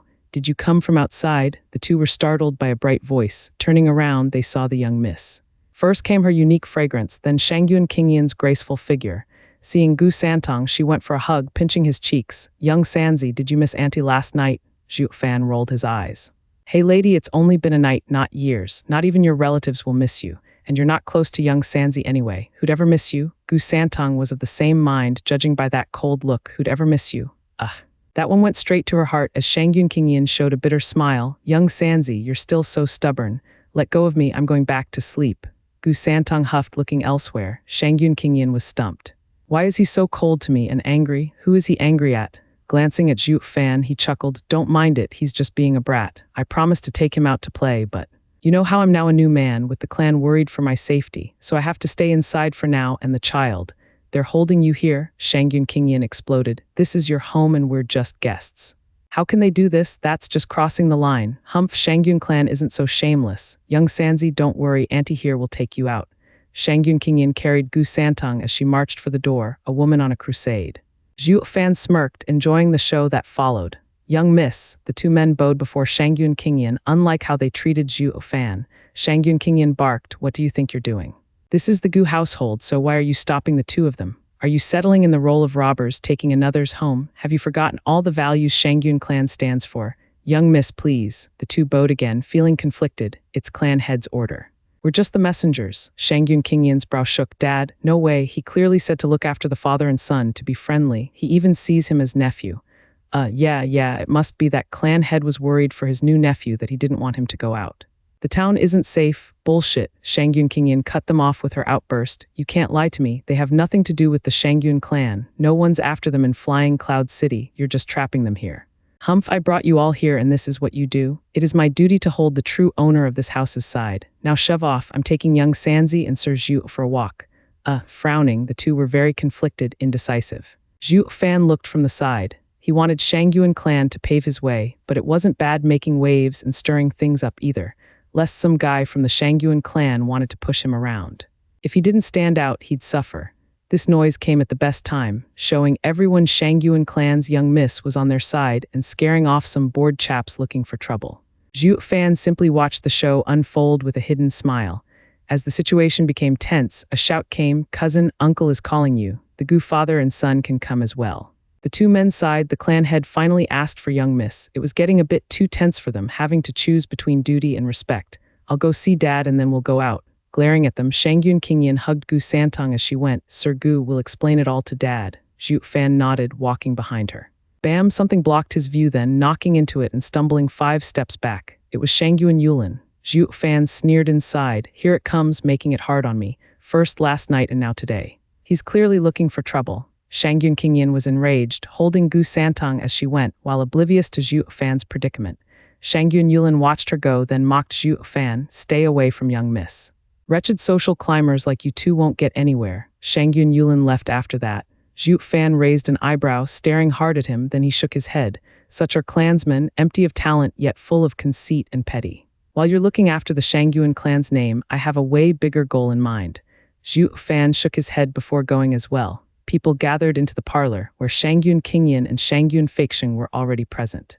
Seeing her dad, Shangyun Qingyan started whining. Ha ha ha, all right, I was only thinking of the two's safety. I'll make sure to berate those insensible men.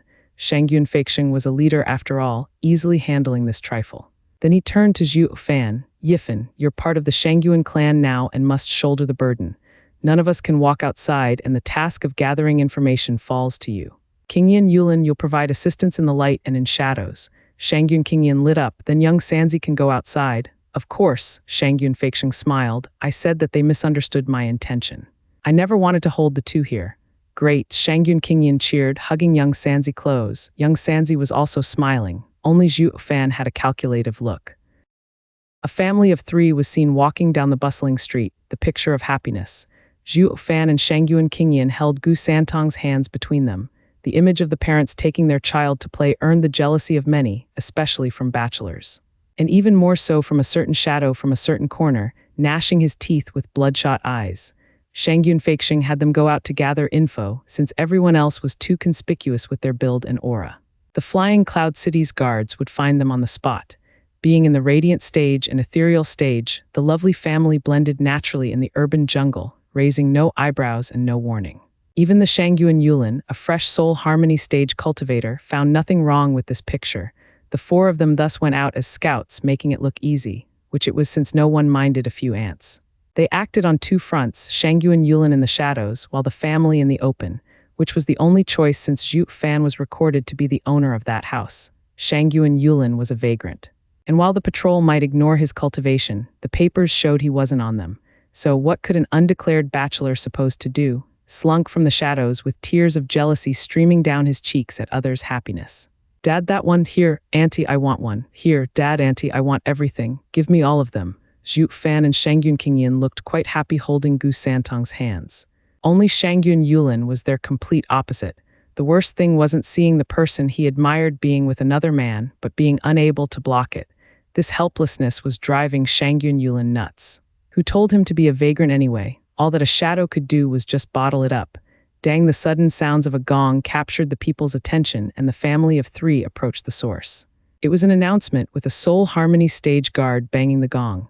With all gathered, the man hummed before announcing, "People of Flying Cloud City, take heed, a message from the imperial capital. Sword Star Empire's best talent, His Highness the Crown Prince, has suffered from cultivation deviation and his dantian is ruined. Countless alchemists had lent a hand, but nothing they did helped. Now we are welcoming any and all alchemists from all over to the imperial capital to consult. If any of you have the skills, you can report to the Flying Cloud Manor. After careful screening, we will then recommend you to imperial capital. Whether you can heal Crown Prince or not, your future will be assured. Don't let this chance pass you by." The crowd's eyes shone with ambition. In the central area, there were no sects, only the Sword Star Empire ruling supreme. Getting a job in the imperial capital would set them for life. Whispers spread around, with many looking excited, like they were bound to win. Zhuo Fan just squinted in thought. Whether the Crown Prince's situation is real or not, it's also a great chance to slip into Flying Cloud Manor.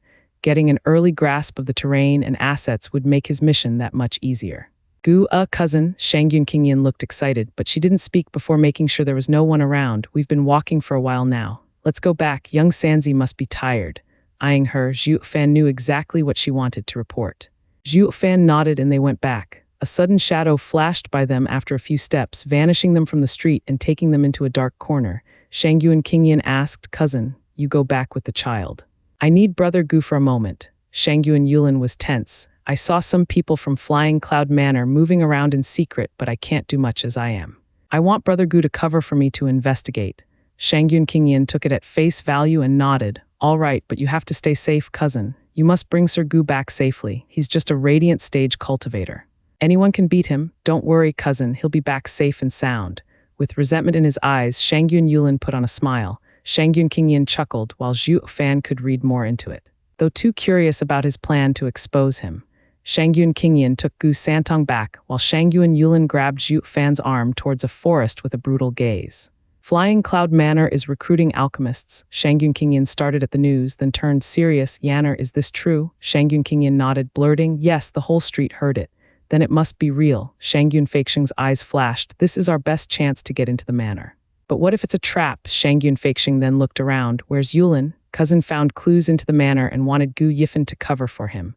Yulin has always been level-headed. He must have his reasons for doing this. Gu Yifan will be fine with him. Shangyun Feixing squinted, mulling over this information before walking outside. He went to a familiar room where the three old men sat. Bowing, Shangyun Feixing made his report and added, "I'm yet unclear if this is a chance or a trap. Danger and opportunity often walk hand in hand." An elder spoke, "Regardless, this is our chance to scout the manor. It's far better than going in head first. We lost too many last time, with even your daughter suffering a heavy wound, threatening her life. We shouldn't have taken the kids with us." Shangyun Feiyan shook his head. "Venerable, the Shangyun clan isn't afraid of death, nor are we conceited. The same goes for my daughter. I brought them along because Shangyun Feiyan doesn't know them, but can keep a lookout for us. Last time they followed our trail and attacked our base, scattering the kids." But this time we're thorough and won't be as dangerous. I hope so, the elder sighed. We were indifferent to having them at first, coming to the central area with the intent to take the divine weapon even in death. But they are still young, they are the future of the eastern lands. I can't bear to see them go. Shang Yunfeixing nodded. Another elder spoke. Second, none of us can leave if we want to now. Why talk about it then? Our goal is to find where the divine weapon is located. The fact that it recruits alchemists is a chance for us, regardless of anything. But who can we entrust with infiltrating the manor? None of us can go, since even after 100 years since Shang Yunfeiyan left eastern lands, he'd still remember us. No matter how we try to hide, he'll find us. Shang Yunfeixing frowned. That means we can only give it to a junior. But who among them has the alchemical skills to get into the manor? The men shook their heads. Our clan has many talents in cultivation, but none in alchemy. Yeah, alchemy is related to cultivation, skill, and arts to become a grandmaster. The elder sighed. Alchemists will flock to Flying Cloud Manor with this announcement. Without the power of a soul harmony stage, it's difficult to stand out. We can only have Yulin try, Shang Yunfeixing muttered. The three elders nodded helplessly. He may not be an alchemist, he's the only choice among the juniors. Does that mean the crown prince's situation is a lie? In a wide and lavish hall, sparkling with wealth, a handsome man sat in the seat of honor. With a teacup in hand, his eyes crackled with lightning as he looked at the seat left of him. The calm and smiling youth there looked like even a slight breeze would topple him, lacking the bold air a man would have, though his eyes told another story, making the middle-aged man turn serious and not disregard him. Prime Minister, sir, what act are you enacting? With a wide grin, the youth turned to the seat of honor. Ha ha ha, that would be my line, soared King Feiyan. 2 months ago there was some loud ruckus coming from the hundreds of experts entering the manor. Why is it that the Sword King didn't inform the imperial capital? One of them was the best in eastern lands, now turned traitor, Shang Yunfeiyan, and the other Sword Star Empire's Prime Minister, Bailey J. Ingui, one of the very few able to wield power equal to 9 Sword Kings. Bailey J. Ingui came from the very distant imperial capital and straight to Flying Cloud Manor. The moment he entered, he ordered the guards to announce alchemist recruitment for the crown prince's situation.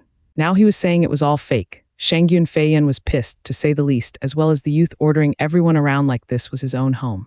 Hey, I get you're the prime minister, but then you come to my turf and start barking orders to my men. It was fine if it was critical, but this here was some baffling ploy, and the suddenness of it all and without a word made him feel that he was played with. Anyone would be angry at this point. Just some minor vermin I had to deal with. There was no need informing the imperial capital of this trifle. Shang Yunfeiyan eyed him coldly, then looked to the right seat. By telling the imperial capital all that crops up will make the 9 Sword Kings look incompetent. Wouldn't you say so, Brother Danking? Drinking from a yellow gourd without a care, at Shang Yunfeiyan's question, the man stopped drinking. Belching, Danking Shen rubbed his red nose, feeling tipsy. Brother Feiyan, this is between you and Prime Minister Bailey, not me. You guys talk it out and don't involve me. I'm just an escort. I still have to get Prime Minister to Imperial Capital safely, ha ha ha. Thank you, Dragon-Cleaving Sword King, but I'm sure the trip will be quiet and won't disturb you. Bailey Jingwei leaned a bit and nodded before turning to the host, Shang Yunfeiyan, don't mince words. If those were but small thieves 2 months ago, why is it that the guards are looking tense and silent? Why else would you have asked Dragon-Cleaving Sword King for protection? Shang Yunfeiyan's eyes shook, his mood sinking. Bailey Jingwei stood up and smiled. Sword King and I are more than clear that it was the Shangyuan clan who was behind it. Their goal is to take back the same treasure you brought from eastern lands, the Soaring Sword. Patriarch had long since wanted to gather the other area's divine swords. Sword King's feat is truly commendable. Patriarch would be most pleased at the news. Taking Patriarch's stead, allow me to bow to you, Sword King. Thank you for donating the sword. Bailey Jingwei bowed to Shang Yunfeiyan. Shang Yunfeiyan's eyes shook, somewhat touched by the perfect bow of the youth. Bailey Jingwei stood up with a flat look. However, Patriarch is in seclusion and is unaware of this matter, needing me to take the sword. Wouldn't Patriarch's joy plunge knowing that in this time the divine sword ended up stolen? He would surely explode. Humph, are you using the invincible sword to threaten me? Shang Yunfeiyan slammed the table and shouted. Bailey Jingwei shook his head with a sigh.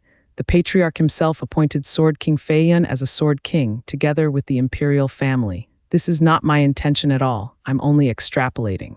When Patriarch is angry, it won't be just a Sword King affected, but the entire empire. I only ask for help in the matter of the Crown Prince. He cannot set foot outside, his grave situation having spread to the entire central area, all to help the Sword King remove all thieves and secure the divine sword. It affects both of us and cooperation is most advised. Eyeing him, Shang Yunfeiyan pondered as his rage subsided. What good would spreading this do? They're no fools to fall for it and attack Flying Cloud Manor. Ha ha ha, it's all right, Sword King. I'm certain that as we screen alchemists, we'll be trapping the Shangyun thieves. Snickering, Bailey Jingwei's eyes flashed. People don't do crime out of stupidity, but out of greed. Greed is humanity's most base trait. None can escape its clutches. I know from their first ambush of the manor, they suffered heavy casualties. The second ambush would fail if they come without a plan, but it will also make it less likely to end them all. So it's better to give them a chance to slip in, luring them with the sword by screening alchemists. Once they come, we will trap them like rats with none coming out alive. This will cripple the power of Eastern lands by damaging the top clan. It will prove beneficial for our future advancement into Eastern lands. Shangyun Feiyan looked at him hard and nodded. Prime Minister wants not just the soaring sword, but to take precautions for when you attack Eastern lands. Ha ha ha, didn't I tell you? Greed is the basest trait of humans, one that even I can't escape from. Bailey Jingwei's eyes glinted with wisdom. This is the perfect moment to shoot two birds with one stone. Shangyun Feiyan nodded. I am in awe of Prime Minister's wisdom, but the Shangyun clan has no alchemists. Would they take the bait? It's because it doesn't fit them, which makes it more real and enticing. Bailey Jingwei said, worry not, paving the way to people in crisis will only scare them away. The harder the journey, the more they'll consider it. Sir Sword King, I ask that you give me the power to command the guards, loosen security, and recall patrols. I promise by this time next fortnight, all the rats will be found and removed. Shangyun Feiyan gave his accord. Bailey Jingwei showed a pleased smile. Sir Sword King, I heard the manor has a true marvel, no less than the imperial capital's ringing thunder temple. May I see it? Prime Minister, you're most welcome. The guards will take you. Shangyun Feiyan nodded. Bailey Jingwei bowed and walked. Thank you. Dragon-cleaving Sword King, don't you want to look as well? Ha ha ha, I'm only into books, painting, and wine. Prime Minister may enjoy himself alone. Bailey Jingwei turned to Danking Shen, who waved him off as he drank. Bailey Jingwei shook his head and left. Ha ha ha, what a shame, books and paintings are tied to marvels of nature. When he was gone, Shangyun Feiyan squinted and sighed. Brother Danking, see that. Look how much Bailey Jingwei and even the imperial capital revere us, and now look at all the spies they placed around. The minute something happens, the imperial capital is bound to know it the next. Humph, and they call us 9 sword kings. We're nothing more than generals in the army. Danking Shen shook his head and sighed. It doesn't matter how many spies are there as long as I can keep it safe. I never pegged you for an idealist wanting to build utopia. I didn't follow Invincible Sword for an insipid and useless title like Sword King, but to stand next to the strongest to find my own land. Shangyun Feiyan's eyes flashed. The day will come when I'll wield the soaring sword and rule Eastern lands. Danking Shen put down the wine and mocked. Eastern lands as ruler, don't let fantasy consume you. The day will come when the whole world will be sword star empires. We'll be nothing more than some governor of a slice at the most, not rulers. That's you. Shangyun Feiyan glared at him. I won't, absolutely won't. Whoosh, deep in a thick forest, 2 shadows cut through the trees before finally stopping and revealing their features. One, looking imposing and having sharp features with soul harmony stage aura, was Shangyun Yulin. The other, looking plain yet having deep eyes, was Zhuo Fan. Looking ahead, Zhuo Fan feigned puzzlement when seeing the bamboo. Cousin, what's odd here? I can't see anything out of place. Who the hell's your cousin? This rotten bastard knows only how to claw his way up through another's power. That's why she fell for his fancy speech. Shangyun Yulin rolled his eyes but didn't show his anger. Brother Gu, when I watched the guards, I thought I saw them pass through here. I couldn't look alone, so I brought you along. If you meet them, just say you're here for the view, ha ha ha. Really, but I don't see any signs of people around. Zhuo Fan frowned, his eyes darting around. Shangyun Yulin pushed him lightly with a vile smile as he enticed. Look ahead, there's definitely some guards here. Go see what they're doing and help report to Uncle for merit. Then I shall. Zhuo Fan took slow steps walking forward. Shangyun Yulin, however, did the opposite, getting some distance and watching Zhuo with a cold gaze. There was even some bloodthirst mixed in there. Shangyun Yulin sent a sudden palm to Zhuo Fan's back. Zhuo Fan cried out. He knew Shangyun Yulin was up to something, but not so soon. He wasn't the only one in this, but the entire Shangyun clan's safety would be affected. If something happened to the Gu family of Flying Cloud City, the manor would definitely investigate it. Next was obvious, fleeing like rats, especially now when they were at their weakest. Shangyun Yulin was no moron to not realize the consequences. Zhuo Fan frowned, stuck in hesitation. To dodge or not, dodging would expose his level and he might have to silence the kid, but he'd also had to make up a damn good excuse to avoid Shangyun clan's suspicion. The other option, how was he to react if it hit? As a radiant stage, ethereal stage, or soul harmony stage cultivator, Well, his body was as tough as a soul harmony expert now. The problem wasn't the hit, but what came after. Well, he'd just wing it. If found out, killing him is still on the table. Zhuo Fan's vexation was unrelated to his safety, but his reaction. Shangyuan Yulin would have been so pissed if he knew. He was a strong and outstanding member of the Shangyuan clan's younger generation, widely known throughout eastern lands. Now this pipsqueak didn't give a whit about the backstab, but how to fool him instead. The fact he entertained the thought of silencing him as well was what really took the cake. How conceited can you get? Not that it mattered, since it was all hypothetical.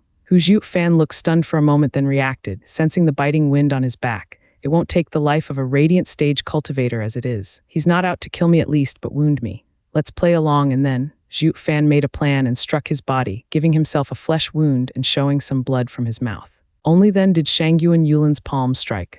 Bam, PFF. At least he got the timing right, spitting blood right as the attack hit and crumbling on the ground in feigned faint. Snickering like a fox, Shangyuan Yulin muttered, "Damn bastard, I warned you to stay away from my cousin. You brought this on yourself, humph." Shangyuan Yulin walked over to Zhuo Fan, his right hand growing cold. Sensing the chill behind him, Zhuo Fan was stumped. What's he trying to do now? Punk, don't think for a second that by being the Shangyuan clan's cover, no one will touch you. With a cold glint in his eyes, Shangyuan Yulin lifted his icy hand with a creepy grin. "We may need you for cover and can't kill you, but that doesn't mean we can't hurt you. This crippling hand of mine is nothing fancy, but at least it leaves no tracks. I just need to press your major pressure points and your meridians will rot. In 10 days, your yuan qi flow will fall. In 20 days, your cultivation will plunge. In a month, you'll be a full-fledged cripple. And the best part, you'll never know why. A cripple, even as part of the Shangyuan clan, will have no right to be around cousin." Humph, what a joke, ha ha ha. There's still clues leading to today, though. Aren't you scared Shangyuan Fakeshing will notice your rotten character and won't let his daughter around you? A heavy and gruff voice entered his ears. Not even that worked to wipe the smug smile off Shangyuan Yulin's face. As if, since I thought it through, the punk didn't see who struck him. I'll just say we met with a patrol, and in the fight, he was backstabbed before bringing him back. Uncle might doubt his crippled status, but will think it had something to do with today's wound. He'll never place the blame on me. Ha ha, wait, who are you? Shangyuan Yulin's laughter got stuck in his throat. Who said that? Hi, kid, seeing you so devious, petty, greedy, immoral, and cocky. You're right in tune with my demonic path. Why not leave the Shangyuan clan and join me down the path of evil? Whoosh, a shadow shrouded the sky, turning everything pitch black and cutting Shangyuan Yulin off from reality. Shangyuan Yulin panicked, domain soul. But then he mocked, "You think you can contend with me, a soul harmony expert, by using a domain in the ethereal stage? Ha ha ha, you wish. I'll break it with this punch." Shangyuan Yulin did just that. Dragon trapping chain. The voice came before he could finish the attack. Whoosh, something huge slithered around his body and seeped into his body and blocking his yuan qi in place. A great power fell on him, stopping him from even budging. Shangyuan Yulin, a soul harmony expert, found himself trapped and cried, What is this? Hi, kid, the world is far and wide. Not all ethereal stage cultivators are weaker than soul harmony cultivators. You're too cocky." The creepy voice echoed around, filling Shangyuan Yulin with fear. Who is he? How does he have such a strange skill? This never happened before. No soul harmony expert ended up trapped by a mere ethereal stage cultivator's domain soul. Shangyuan Yulin's heart shivered with dread. Looking around, all he saw was darkness, and the unknown only fed his fears. While he was blind as a bat, the other side saw clearly. Smirking at Shangyuan Yulin being squeezed by the chain, Zhuo Fan's eyes flashed with a toying gaze. His voice was gruff. "Kid, I find your wretched and debased style reminding me of my olden days. Those were the days. I'll make an exception and take you in, so kowtow 100 times and call me master, ha ha ha." 100, Shangyuan Yulin's face twitched in anger as he snapped, "In your dreams. Do you have any idea who I am? I am the best genius in Shangyuan clan of ultimate honor. Why the hell would I bow to you? Ha ha ha, kid has some spunk." Zhuo Fan mocked from the shadows. "I know everything about you, how many you are and where you're hiding. I'm not scared of Shangyuan Fakeshing, let alone a kid like you. Humph, having you kowtow is my way of appreciating you, but since you don't want to," Zhuo Fan paused for effect. Bam, a huge dragon tail lashed at his cheek, leaving a red welt with blood seeping from his mouth. There were even some teeth mixed with the blood, clattering to the ground. Pain assaulted his senses, with half his face double the other. Shangyuan Yulin shuddered, his eyes tearing, his mouth shivering. What are you doing? Why did you hit me? Humph, you have the nerve to ask why?" Zhuo Fan snickered. "I've always been conceited, looking down on every youth who wanted to learn from me. Now that I found a good seed, you actually dare refuse me?" Bam, another tail lash struck the other cheek and relieving him of a few more teeth. Lips quivering, Shangyuan Yulin's heart was against it. I, Shangyun Yulin, appreciate your care, but I can't accept it. I'm part of the Shangyun clan, Bam, Zhuo Fan kept lashing his face with glee. Cut the crap, I want you. You should be honored, but instead you turn me down. Of course I'll hit you, ha ha ha. Bang, a dozen lashes later, Shangyun Yulin was seeing stars, tears falling like a river. What did I do to deserve this? All I wanted was to get the goo guy here and cripple him. But I didn't even get to do that as I stumbled into the devil who wants me as his disciple. He knew he was amazing, from all the seniors wanting him as well, but he was born from a great and righteous clan. How could he fall so low as to become a demon's disciple? I don't even know what his status is in his faction. Won't I lose out trading glory for being some commander's disciple? If I go from Eastern Land's best clan's future inheritor to some nobody devil's disciple, who do I blame then? Not like he had a choice. The devil had him trapped and leashed. He wasn't long for this world if he kept this up.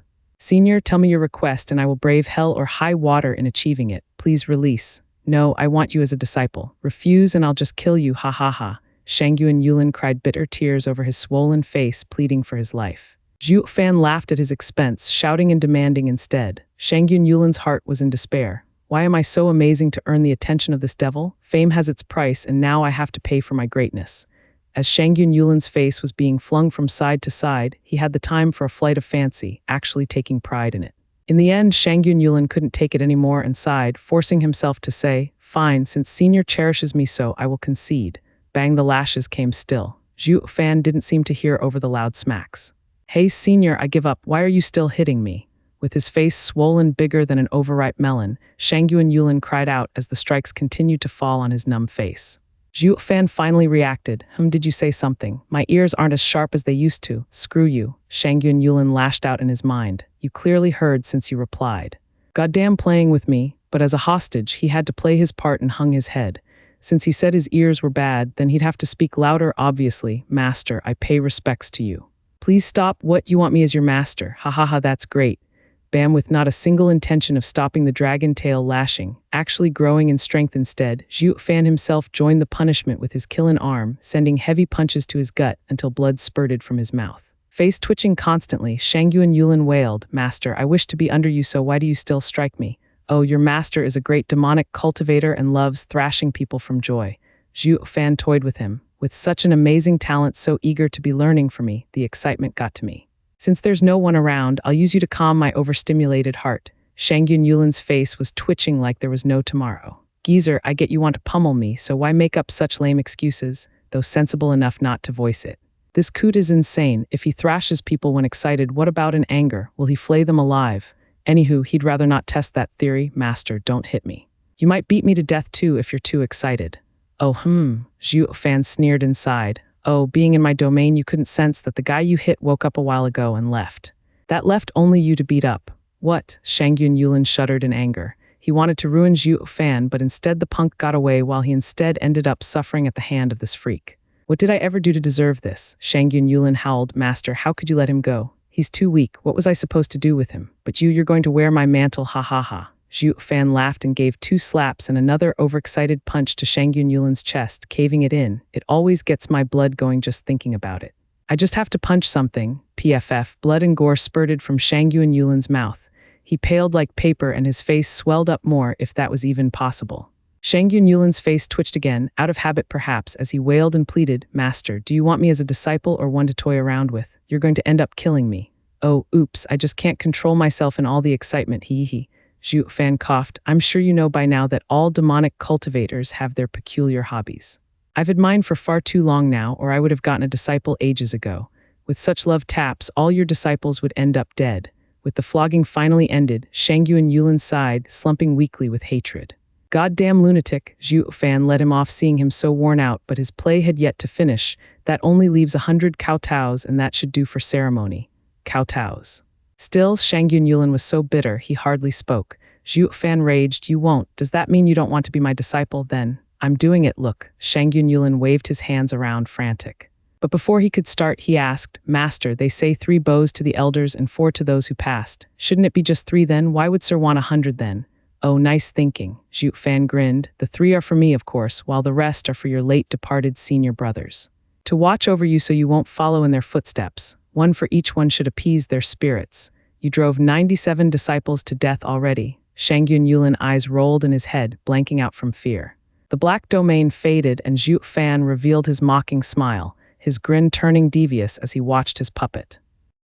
On a pitch-black night, the black clouds drifted away, revealing a round moon that shone its graceful light upon the cold land and the unmoving man. Upon a closer look, he was covered in wounds. His clothes were in tatters, his face so swollen only a mother would recognize him.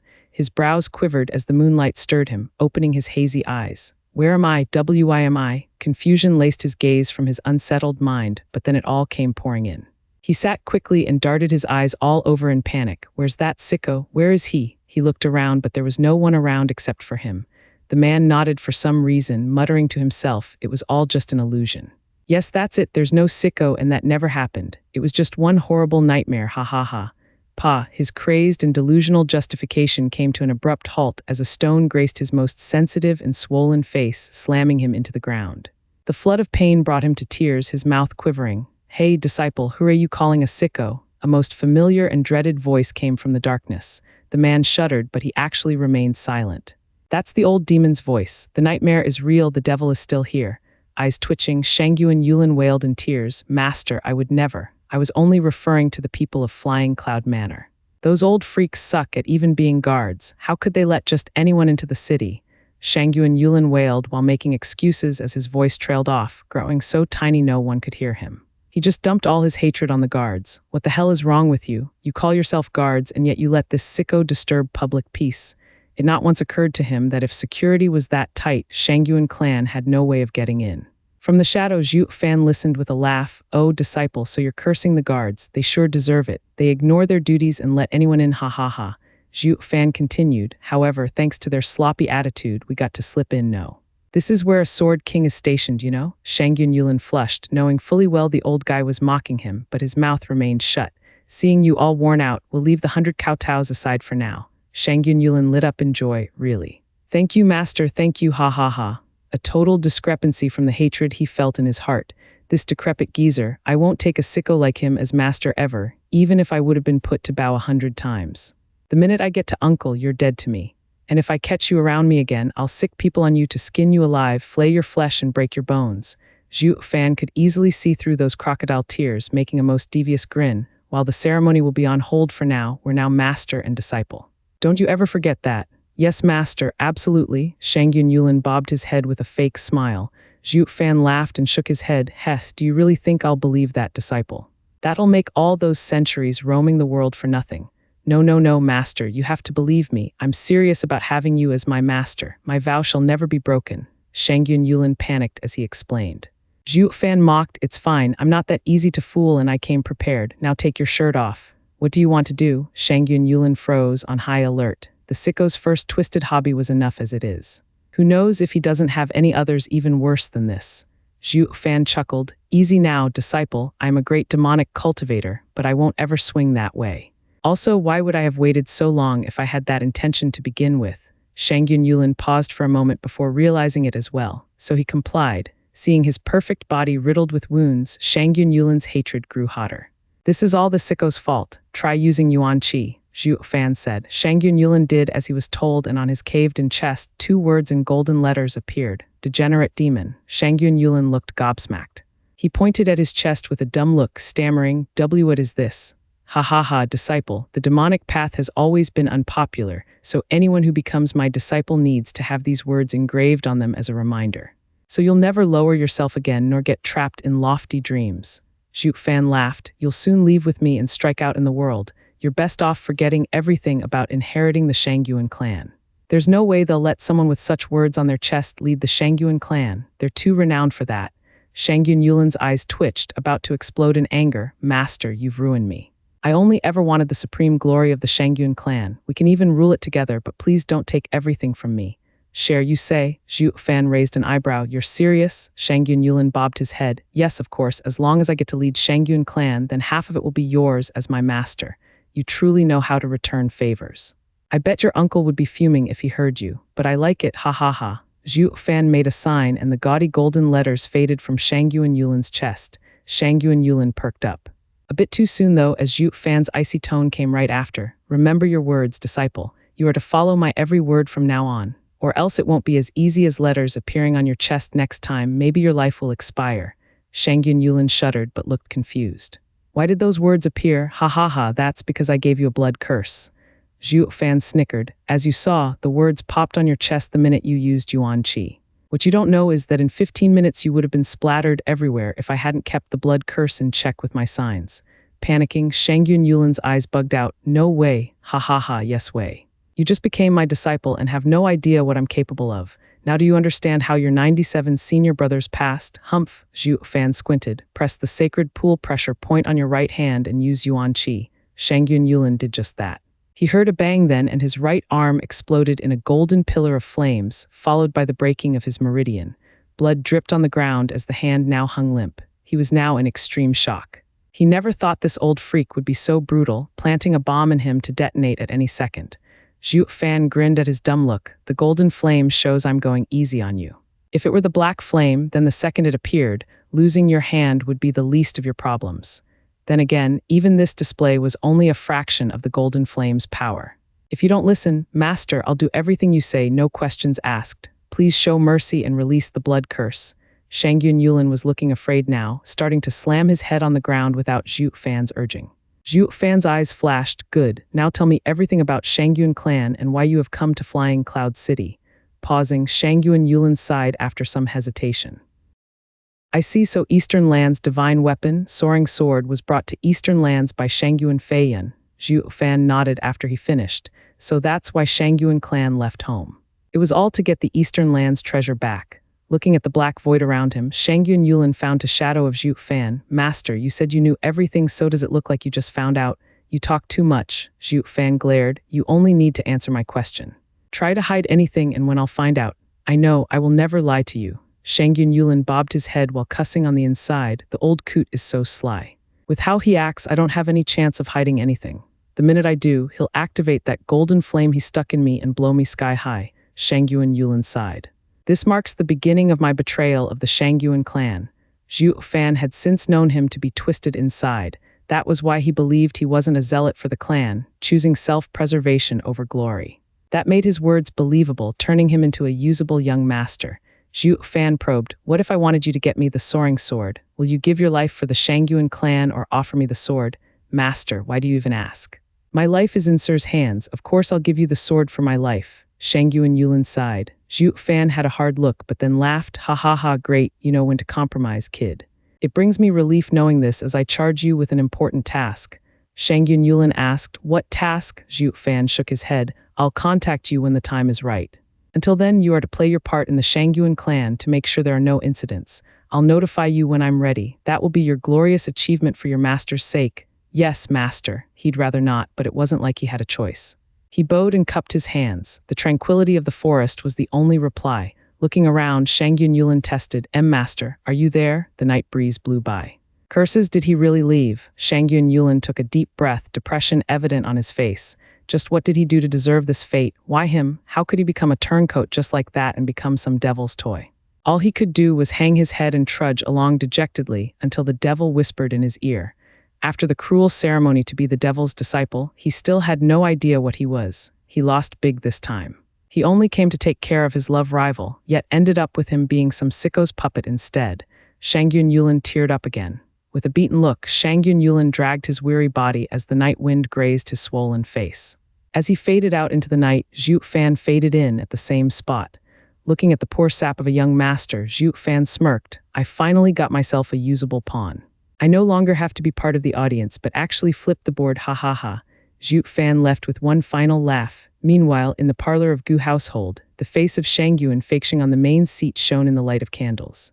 He was frowning, focusing on the entrance with a heavy look. Shangyun Qingyan paced around the parlor, looking nervous and restless, a stark contrast to the young child sitting there with a toy in his hands, cheerfully playing. Thump the Two's eyes snapped up to see a Shangyun clan guard rushing in. Well, are they back yet? Shangyun Qingyan asked first. The guard bowed with a sigh. Young Miss Clan Head, young master and Sir Gu have yet to return. You may go. A Shangyun Feixing's gesture, the man withdrew. Shangyun Qingyan complained. Just where did cousin take Sir Gu? What's taking them so long? Dad, tell me they're all right. Shangyun Feixing frowned in thought, shaking his head. Young Sanzi, aren't you worried since your dad is late? Shangyun Qingyan turned to the carefree child playing with the toy. She knew the father and son were very close, sticking to each other like glue. So why was it the kid showed no care when his dad went missing? It made no sense. Gu Santong glanced at her, not stopping his playing for her sake. My dad is too great for something to happen to him. Even if it does, it's the other side who'll suffer. What do you mean by that? Shangyun Qingyan was baffled. Gu Santong had a vague smile on his face in reply. It only worked to puzzle this young missy to the extreme. Hurried footsteps were heard as a guard barged in with a cheerful cry. Clan head, young miss, young master is back. Truly. Shangyun Feixing shot to his feet and walked for the door, with Shangyun Qingyan right behind him. They didn't get far as Shangyun Yulin's wretched figure and swollen face entered the parlor with a casual step. The two were stunned, scanning Shangyun Yulin's remaining obvious facial features and crying in shock. Who are you? C. I told you it's unclear who had incidents, humph. Gu Santong was still in his seat and glanced over with a sneer as he played on. Shangyun Yulin's mouth quivered, looking at his uncle and cousin with a heavy heart. Seeing them so happy, he was choking on his words. Uncle, cousin, I'm back. Why you're Yulin? Still incredulous, Shangyun Feixing stammered. The guard explained, clan head, he is indeed young master. He just came back and had us all jump, but we knew him from his aura. Shangyun Feixing finally took notice of the air around the swollen head, finally putting a name to this strange face. What shocked him wasn't that though. What happened? Why are you like this? What about Sir Gu? Where is he? Wasn't he with you? Shangyun Qingyan asked. Shangyun Yulin's face fell, his anger spiking. Cousin, you're my kin, yet instead of asking about me, you worry about someone else. Am I that insignificant to you? Shangyun Yulin felt wronged, remaining silent. This had Shangyun Qingyan growing frantic. Cousin, where's Sir Gu? Didn't I tell you to watch over him? Why are you returning perfectly fine while he's missing? Shangyun Yulin shook, on the point of spewing blood. Fine. Cousin, does anything about me look perfectly fine to you? I just came back from an encounter with a patrol, but seeing me so roughed up, they pitied me and didn't interrogate me. You call that perfectly fine? Why do you only care about him? What is going on between you two? What are you to each other? Shangyun Yulin's heart was crushed, wanting to howl at the sky. Only his uncle's presence stopped him. Did cousin come back yet? Cries were heard from outside, and soon Zhuo Fan's figure rushed in. He looked drenched and tense as he asked quickly, Uncle, cousin just left me. Shangyun Feixing's face twitched, looking from him to the unrecognizable Shangyun Yulin. They shook their heads. What did they do anyway? Sighing, Shangyun Feixing pointed at the youth with a warped face. Yulin is already back. He's standing right here. That's cousin. Looking shocked at Shangyun Yulin next to him, Zhuo Fan's eyes shook in disbelief, but then he changed tunes to, while there's no resemblance to speak of, I can vaguely sense cousin's valor and grandeur, the imposing posture. PFF. Shangyun Qingyan rolled her eyes and giggled. Shangyun Yulin was fuming. Is he toying with me or praising me? Shangyun Feixing glared at his daughter, making her smile fade, but she stuck out her tongue. He sighed and frowned at the two. What have you been doing all this time? Why do you look like that? Uncle, actually. Zhuo Fan began his report, making Shangyun Feixing look stern and focused. But Zhuo Fan's next words had this mild clan head actually ticked off. I have no clue whatsoever. PFF. Shangyun Feixing was so close to popping in anger, barking, why are you talking then? And weren't you two together? How can you not know anything? Uncle, while I and cousin were out searching, I was struck unconscious out of nowhere. By the time I woke up, there was no one there, not even cousin. I searched for him, fearing the guards might have found him. But despite all the searching, I found no sign of him and rushed back, only to see cousin wasn't home either. I truly don't know anything about what happened when I was out cold. Zhuo Fan muttered, playing the victim. Uncle, at your question, I of course responded swiftly as a sign of respect. Yet you do not appreciate me, but shout at me. Aren't you from a righteous clan? Shangyun Feixing was stumped, feeling ashamed seeing Zhuo Fan's look, but he was also gratified. While Zhuo Fan was a flippant rogue, he could still tell from that recounting he forewent his safety and danger, worrying for his friend and searching all day through the city to find him. Such loyalty was just the kind Shangyun clan preached, clueless that all of it was merely an elaborate excuse for his late arrival. All of it was to get closer to the clan. Loyalty was the farthest thing from his mind. With Zhuo Fan's vile character, what the hell kind of loyalty would he have after meeting you guys for just a day? But since the old man wanted to believe it, Zhuo Fan was happy to play along, all to get more out of it later. Shangyun Feixing took a deep breath and patted his shoulder. Yifen, I was wrong, don't mind it. With no parents in this world, you are my only elder. I have no right to complain. Zhuo Fan beamed and bowed. Shangyun Feixing was even more gratified. You're looking more and more like a true Shangyun clansman. I haven't made a mistake taking you in, ha ha ha. Shangyun Yulin shook, a feeling of dread drowning him. What the hell? The kid only knew how to run his mouth, forcing Uncle to take him in with a reluctant heart. So why is it that now the punk got Uncle's approval? Won't that make it harder to touch him later? Yulin, Yifan doesn't know what happened. You tell us. Shangyun Yulin was thinking about his next plan when Shangyun Feixing's shout brought him back to the present. Uncle is right. Brother Gu truly is like a Shangyun clansman. Only difference is his surname. Shangyun Feixing eyed him. Yulin, what are you spouting? I'm asking here, where have you been all this time, and how did Yifan get attacked? Oh, that. Wiping the cold sweat off his brow, Shangyun Yulin had a dry smile as he made excuses. Uncle, I and Brother Gu had followed a patrol in the forest since they were being suspicious in their actions. I never thought they had a sentry post hidden as well, ambushing us. I panicked and blocked in reflex, not even realizing the shockwave would catch Brother Gu by surprise and knock him out. 6 people then showed up, forcing me to flee upon facing such strong opposition. Zhuo Fan's brow rose, sparing him an approving glance. He's a genius, all right, making perfect lies on the spot that encompasses all doubts. He's one crafty guy. Even I would have believed him if I wasn't there. Shangyun Feixing frowned. So you abandoned Yifan? No, uncle, please hear me out.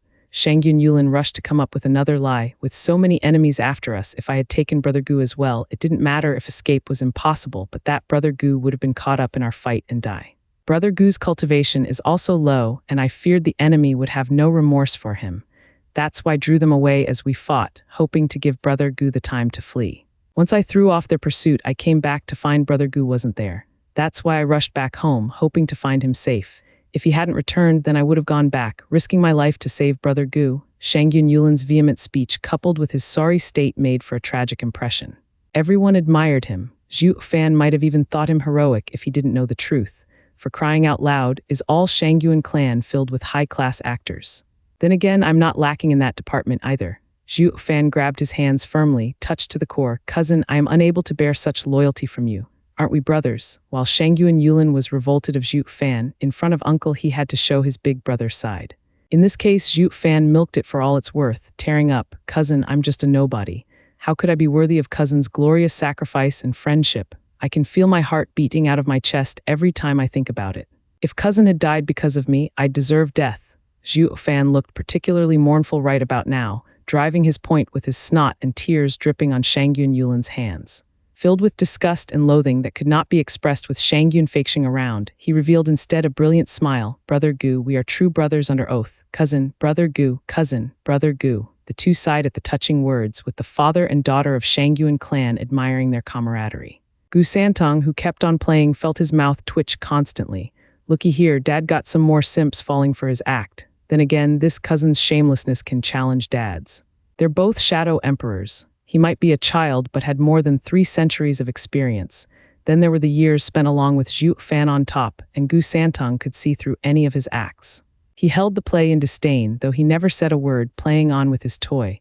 I'm grateful to know you brothers are so close, but no matter how close you are, you should let go of your hands now.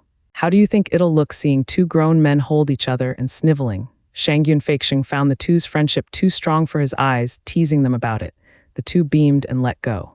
Shangyun Yulin wanted to let go ages ago. Zhuo Fan had been dripping snot all over them and left him with disgust, but he was forced to smile through the ordeal. Shangyun Feixing nodded. All that matters is that you're both safe and sound. Yulin, were you followed when coming back? Don't worry, uncle, I was careful not to pick a tail. Shangyun Yulin's eyes flashed. Shangyun Feixing nodded. I think so too. Yulin, there's an important job I have to entrust you with.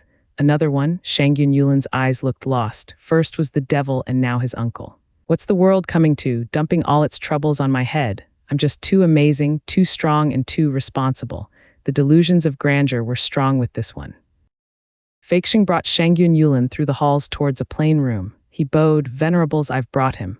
Enter. Shangyun Feixing nodded at the aged voice and went in with his nephew. There sat the 3 oldest venerables of the Shangyun clan. Knowing this was serious, Shangyun Yulin bowed and shivered in excitement. Another heavy task is entrusted. Greetings, venerables. Stand up. The elders smiled, but then they looked at him oddly. What's with that swollen face? Feixing W, what is this? Shangyun Feixing was embarrassed, but went to whisper in their ears. The trio nodded. Oh, so he was scouting for the clan and had a bitter fight with the enemy. Exactly, ha ha ha, Shangyun Yulin beamed. I'd do anything for the clan, come hell or high water. The elders eased a breath. The fight must have been truly desperate. Beaten so much that not even his mother would recognize him. Shangyun Yulin's mouth twitched while Shangyun Feixing chuckled with a shake of his head. But they're all mere flesh wounds, needing a few days to recover, ha ha ha. But then the elders laughed out, focusing their aged eyes on him. Shangyun Yulin, you are the best disciple of Shangyun clan, renowned for your cultivation. This time the clan has a critical and deadly task for you. Do it well and you'll gain the most merit. Fail and you may die. Will you accept? Shangyun Yulin cupped his hands and shouted, for all the care the Shangyun clan gave me all these years, I will not shy from any danger. Good, you got spunk. An elder elaborated the task. You know by now that the manor is recruiting alchemists. In a few days, it will open its doors for them. We hope you can play as one and sneak in. You will scout the place for us so that we can make a better plan of attack the second time. Shangyun Yulin cried out, you want me to play the role of an alchemist? But I don't know alchemy. We know that. The Shangyun clan hardly has any such talents. That's why it can only be you. The venerable sighed. Alchemy combines cultivation, skill, and arts to achieve greatness. While we lack in arts, we'll just have to make up with cultivation and skill. It's known that a radiant stage cultivator can be a 7th grade alchemist, an ethereal stage cultivator in 8th grade, a soul harmony stage cultivator in 9th grade, and a genesis stage cultivation a 10th grade. In this world, 11th grade alchemists are the true masters of this art. With our skills, we can only make average 9th grade pills with a rare 10th one.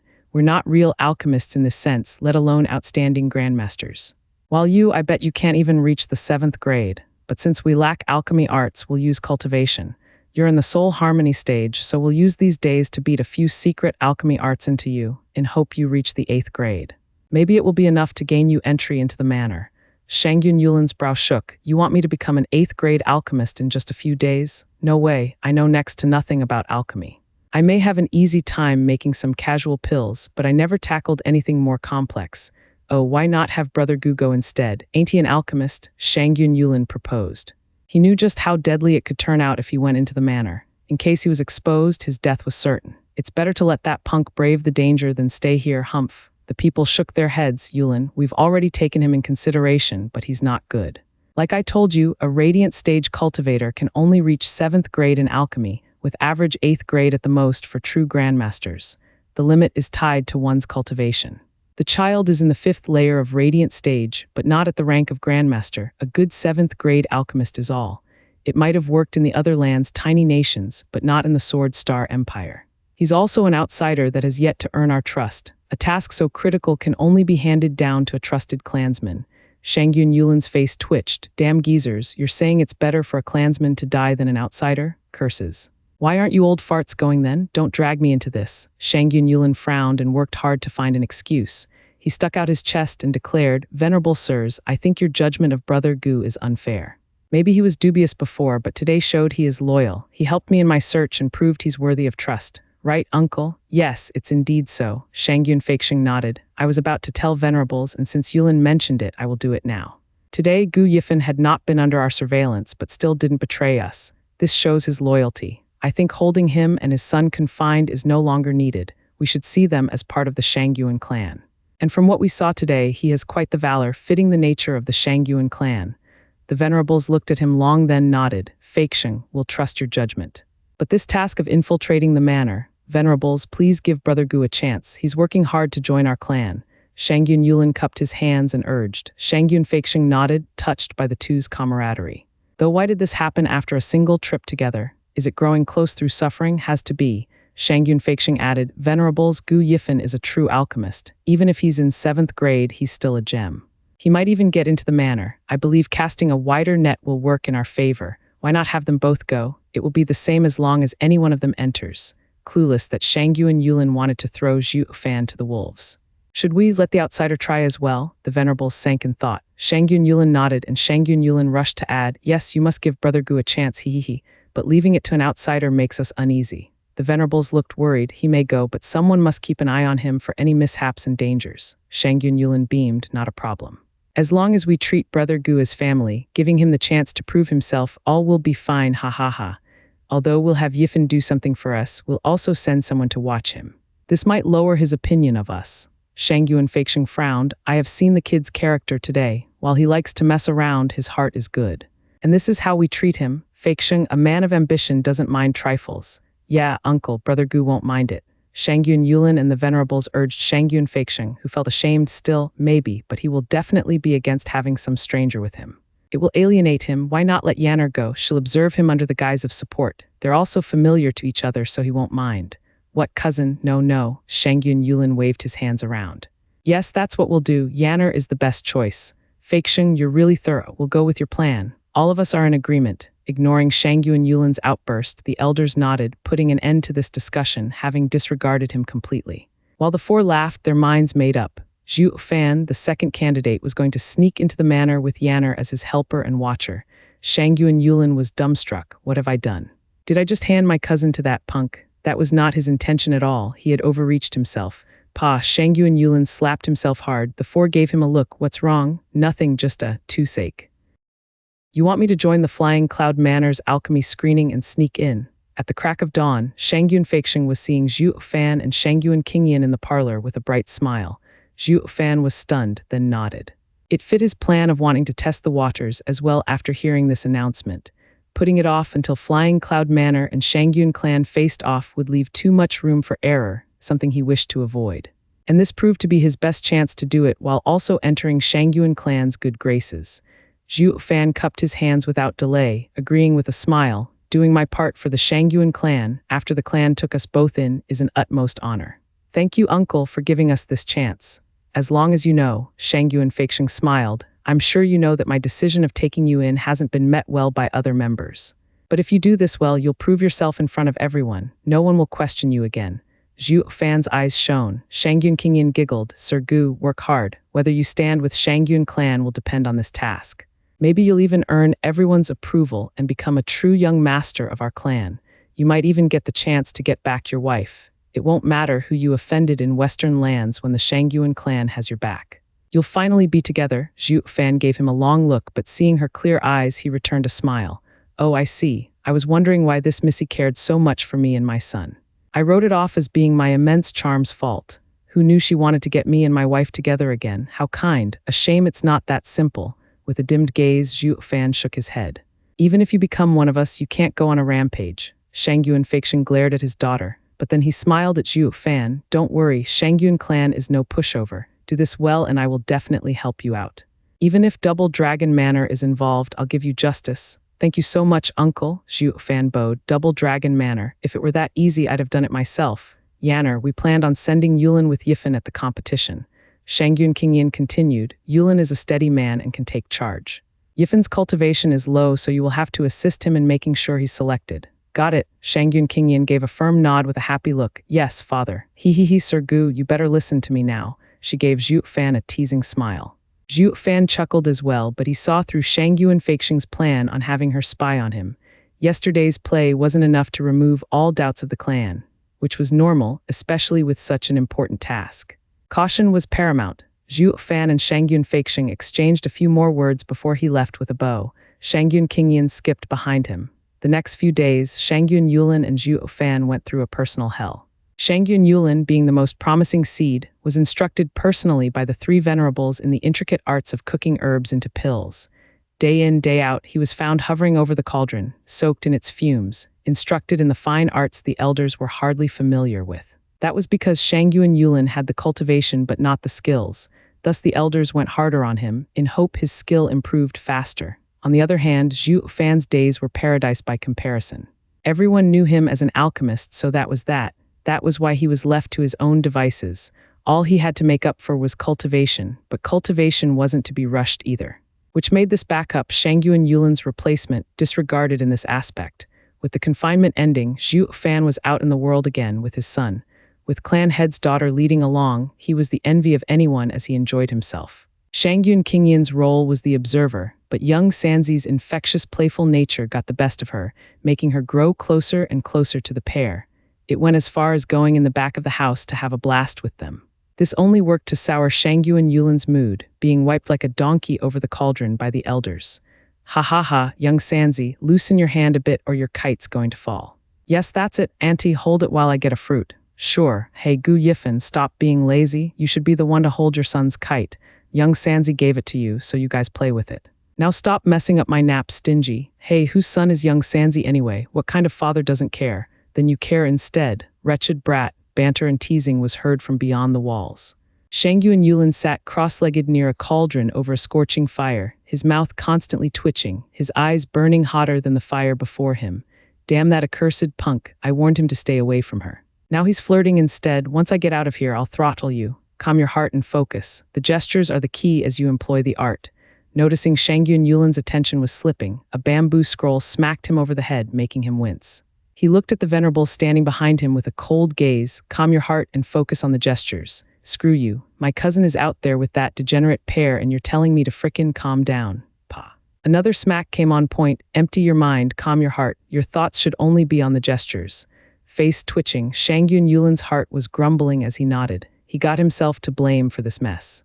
I get you wanting me to go into the manor, but why the hell is that bastard coming too? Now look at him. Even before we reach it, I'm in hell, wasting my time with alchemy while you guys are giggling so hard, afraid I won't hear you.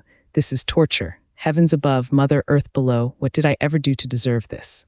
Why are you so cruel to me? Gu Yifan, this isn't over, not by a long shot. Once we're done with the manor, I'll make sure you're dead. Pa, the smacking came on point, as did the warning, calm your heart. Flinching, Shangyun Yulin grumbled some more.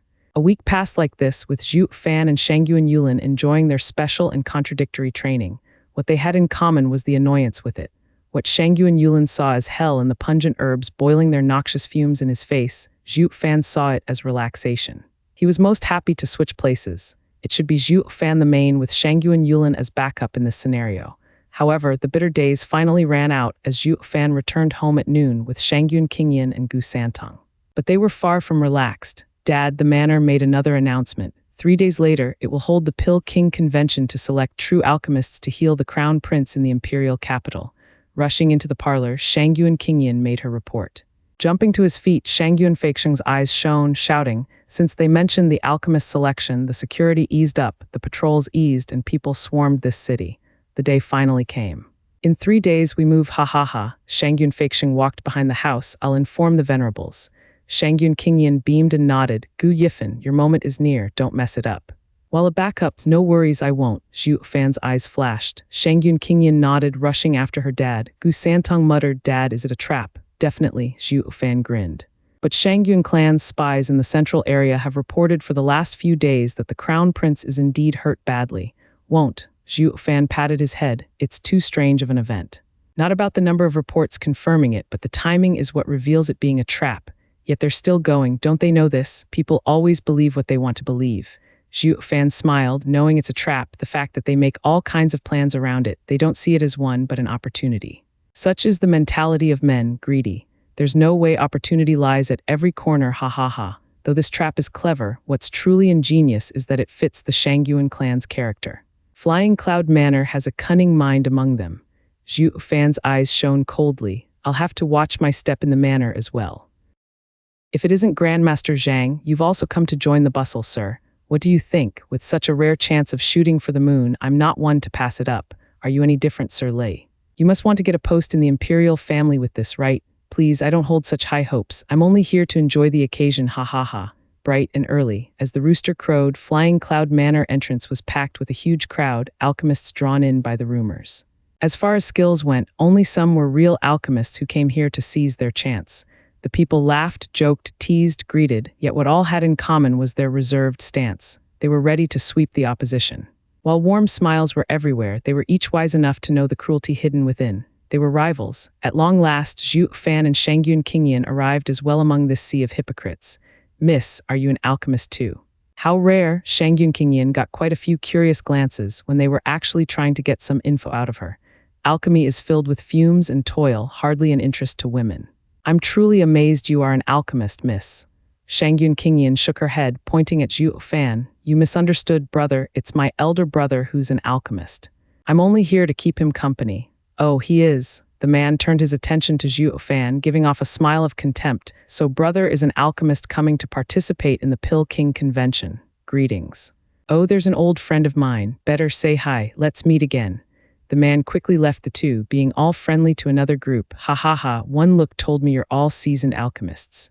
May I know from where? Shangyun Qingyan was taken aback, then glanced at Zhuo Fan. Who is he? He looks friendly yet bolts after a few words. Zhuo Fan shook his head. He's being nice to you, figuring you'd be a strong contender if you were an alchemist coupled with your cultivation. He was only assessing the competition. As a result, he saw me in the radiant stage as the only one to participate and was happy, since alchemy skill is tied to cultivation as well. He's mocking you then, Shangyun Qingyan cursed. What a snob. You may be weak, you may be average in alchemy, but you've come to join the Grand Pill King Convention as an alchemist. Much better than those fakers coming fighting for scraps. I never liked their type. Ugh. Staggering, Zhuo Fan's heart fell. Sister, they might look down on me, but at least you should appreciate me. Why are you calling me weak and average in alchemy? Don't you know you're bruising my ego? Oh, sorry, I was just trying to help you out. Shangyun Qingyan beamed as she apologized. I got too excited and didn't mean it like that. Moreover, I'm stating facts. As a fifth-layer radiant stage cultivator, just how great of an alchemist can you be? If you were entrusted with such a heavy task, why then did Dad force Cousin to go through alchemy the past week? Zhuo Fan's face twitched hard and almost spat blood. Sister, I beg of you, never try to take one's side again. I have great tolerance and can take it, but others would fly into a rage by now. You're not helping me here, but the other. Isn't it all because of you too? Shangyun Qingyan blushed and glared at him with a pout. Hanging out with the two of you every day, my mind's jumbled up and don't even know what I'm saying anymore. Yesterday, Cousin failed in making an 8th grade pill and Father was concerned if he would pass the selection. I tried soothing Cousin, but he took my kind words the wrong way and almost blew a gasket. PFF.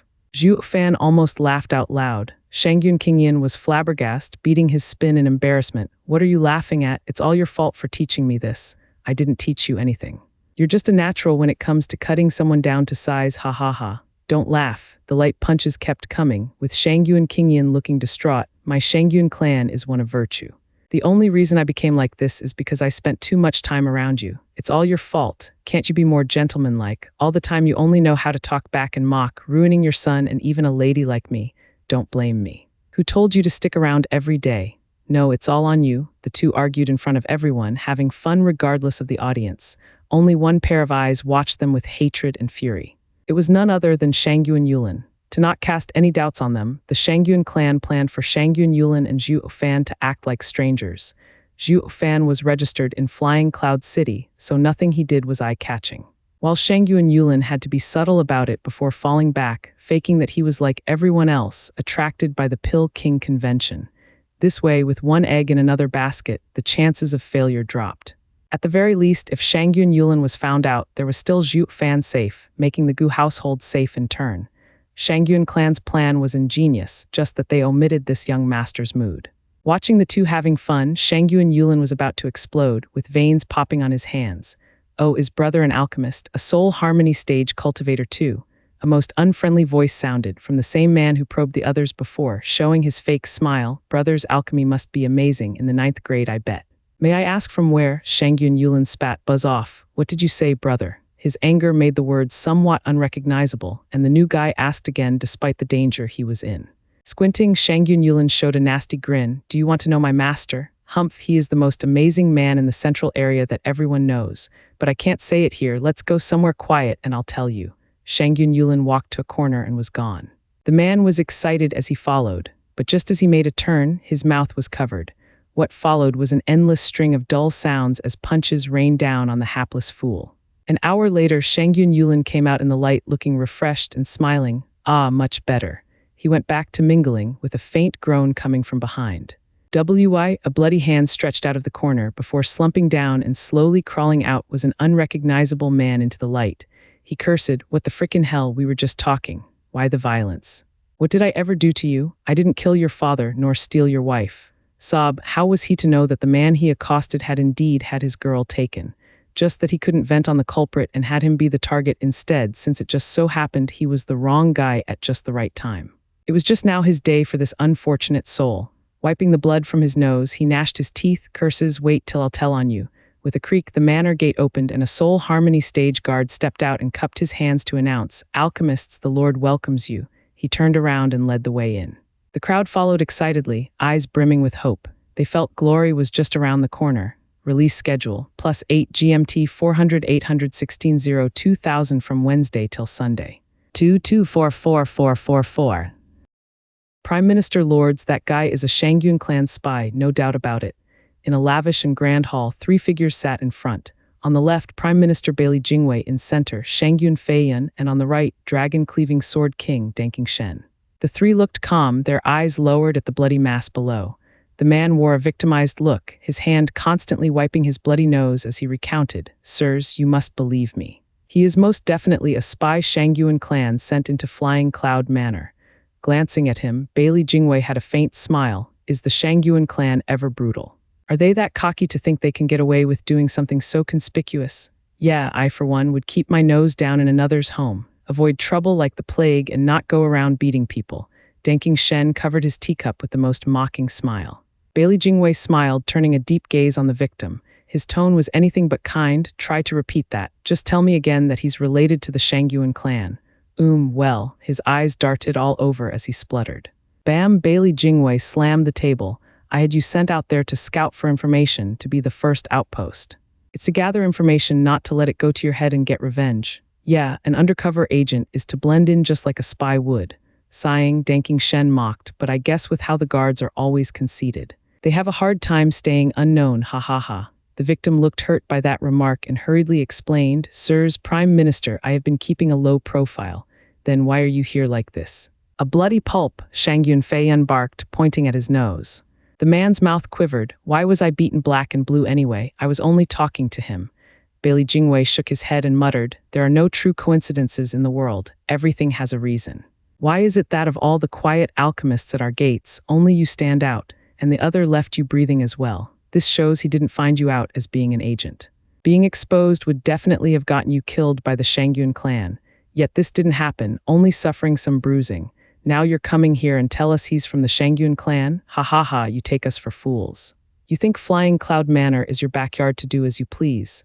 No, I'd never. The man panicked and shivered in fear. Bailey Jingwei mocked, then I'll ask you again. Is that man really from the Shangyun clan?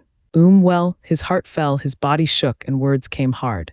Having it all figured out, Bailey Jingwei ignored him and turned an angry stare at Shangyun Feiyan. Sword King Feiyan, he's your man.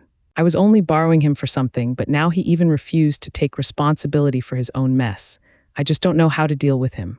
Though one might ask, if Sir's agents are all so outrageous and abuse their status, I can only wonder, are your ears capable of hearing the truth? Can a Sword King who doesn't know his own domain safeguard? Ha ha ha, I won't say it. I'm just an outsider. While here is Sword King Feiyan's world, I shouldn't meddle. Oh, the Pill King convention is about to start. I'll play the host in Sir's place, ha ha ha. Bailey Jingwei waved his hand and left with his guards, leaving an indifferent Danking Shen, a shivering and bloody agent, and a furious Shangyuan Feiyan. Knuckles cracked as Shangyuan Feiyan clenched his fist, staring at the writhing mess below. Answer the question. Is he part of the Shangyuan clan, or are you just trying to get back at him for the beating? Lord H, he's suspicious. Bam. The agent cowered, blabbering, and Shangyuan Feiyan flicked his hand. The bloody mess now turned into a bloody mist, with the soul destroyed as well. Shangyun Feiyan's brow shook, his teeth clenched. These damn arrogant fools lord around the streets daily, but the least they can do is not shame me in front of Bailey Jingwei. Brother Feiyan, easy. Bailey Jingwei is the prime minister, and it won't be easy to fool him. Danking Shen patted his shoulder. Annoyed, Shangyun Feiyan flicked his hand and spat. Who the hell is fooling who here? It's all these morons' fault for not playing their part. Hey, that can be taken different ways. Shangyun Feiyan reacted, glowering at Danking Shen. You mean to tell me these men fooled me till now, only getting exposed now Bailey Jingwei came? Danking Shen beamed and waved his hand. This definitely isn't from just yesterday. Since today they used your name for revenge, it goes to show you handle them poorly. In fact, Bailey Jingwei knocking you down a peg came at the right time for whatever, it's none of my business anyway. Ha ha ha, by the way, I hear you have quite the wine collection in the cellar. Hope you won't mind, ha ha ha. Danking Shen waved his hand at Shangyuan Feiyan's dark look, slipping away while leaving those snide remarks to pierce the host's ears. Shangyuan Feiyan gnashed his teeth. For God's sake, these bastards made a fool of me. Even Danking Shen dares to mock me now. Humph, I'll be sure to clean up the manor once this is all over with. Shangyun Feiyan's eyes flashed, yet all were clueless that this agent was a wronged agent. He really did find the Shangyuan clan's spy, though by chance, by becoming the other's punching bag. Yet his suffering did not go rewarded. Then again, he was doing it for his own selfish reasons too. At the end of it all, the fact remained, heaven gave him a shortcut to success, though brutal. His bosses were too smart for their own good, not believing a word. Man proposes, God disposes. A saying held true now more than ever. Luck was not to be neglected. Meanwhile, in the garden behind Flying Cloud Manor, the crowd gathered around a stone stage. A rough glance saw close to 1,000 heads. Being brought here yet told nothing on the way, the people formed little groups, talking to each other and picking on the other's faults. Hey, look there, it's Zhu clan's elder Zhu Dingxian. I heard the rare 9th grade alchemist is on the cusp of reaching 10th grade. That's him. He had placed in the top 20 of the last Pill King competition held at the imperial capital. Coming here, he's sure to come out on top. No, not if you consider him. Someone recognized with shock the candidate of another competition, while another shook his head in disdain, pointing at an old man in white. That right there is divine Pill Manhwa in the top 10 of the last Pill King competition. I thought the top 10 would be given a post in the imperial capital. What's he doing here, stealing our bread? Hess, who knows? These old coots are all weirdos. Who knows what craziness is going on in that head of theirs? They got their fame last time and now they came here for some more. The man looked puzzled as well. The others felt their hearts sink. Having no clue how many spots were for the imperial capital, they were afraid that with such tight competition, they wouldn't make the cut. All they could do was mock others and make themselves feel good. The two seated candidates finally bumped heads and were looking at each other with fire in their eyes. Old Zhu, you're here as well. Humph Sword King Feiyan controls these parts. My Zhu clan is the best in alchemy for thousands of miles. If I didn't show up, calling it the Pill King Convention would be an overstatement. Ha ha ha, what a mouth on you. In the last competition at the imperial capital, you placed 5 spots behind me, yet now you show off in my face. Zhu Dingxian, you have no shame. Ha ha ha. Manhwa looks smug. Zhu Dingxian's lips twitched in anger. Manhwa, time changes everything, especially when the last competition was a decade ago. We'll just see whose skills are the best soon enough. Ha ha ha, then I can only oblige you and have you taste the bitter flavor of defeat once more. Manhwa laughed. Zhu Dingxian was fuming, his hands shaky, his face all red. Bailey Jingwei just arrived to see the petty Manhwa and held his head. Wasn't he supposed to have a post in the imperial family's alchemy department? What's he doing here? Prime Minister, sir. After hearing the Sword Star Empire is selecting alchemists from every corner, Sir Meng resigned his post in the imperial capital and came to join. He said he wanted to start all over again. A guard chuckled. Sighing, Bailey Jingwei shook his head. These crotchety geezers are nothing but weirdos. He was doing just fine in the imperial capital, so why the hell would he quit it all just to go back to it all over again? God knows what's cooking in that brain of his. Bailey Jingwei looked around and walked over to Manhwa with cupped hands. Old Meng, it's been a while. Oh, there's someone else who knows me. You won't get far sticking close to me, boy. Manhwa frowned, but as he turned, he shivered. Sir Bailey. Signaling to keep quiet, Bailey Jingwei laughed, leaning on him. Old Meng, the last time we saw each other in the imperial capital. How have you been lately? Thank you, Prime, young master, for your concern. I've been doing very well, ha ha ha. Wiping his brow, Manhwa's smile was strained. Zhu Dingxian gave him a funny look. What's with the usual smug Manhwa looking so scared all of a sudden? A look at this youth, and he has him shaking in his boots. He scanned Bailey Jingwei with quizzical eyes. Old Meng, I heard you've done well for yourself in the imperial capital. Why leave and come here? Didn't you earn your place in the imperial family? Bailey Jingwei's eyes flashed as he patted Manhwa's shoulder, questioning him. Shuddering, Manhwa was put on the spot. I'll be honest. Since the crown prince suffered an incident, he's been isolated and no alchemist in the imperial family was allowed to check on him. We were baffled. When we heard alchemists were being selected across the empire, we thought we were inadequate. So I resigned stubbornly to come here and prove once again my value and not let others pass me. Oh, really? Bailey Jingwei raised a mocking eyebrow. Why then all the way to Sword King Feiyan's place?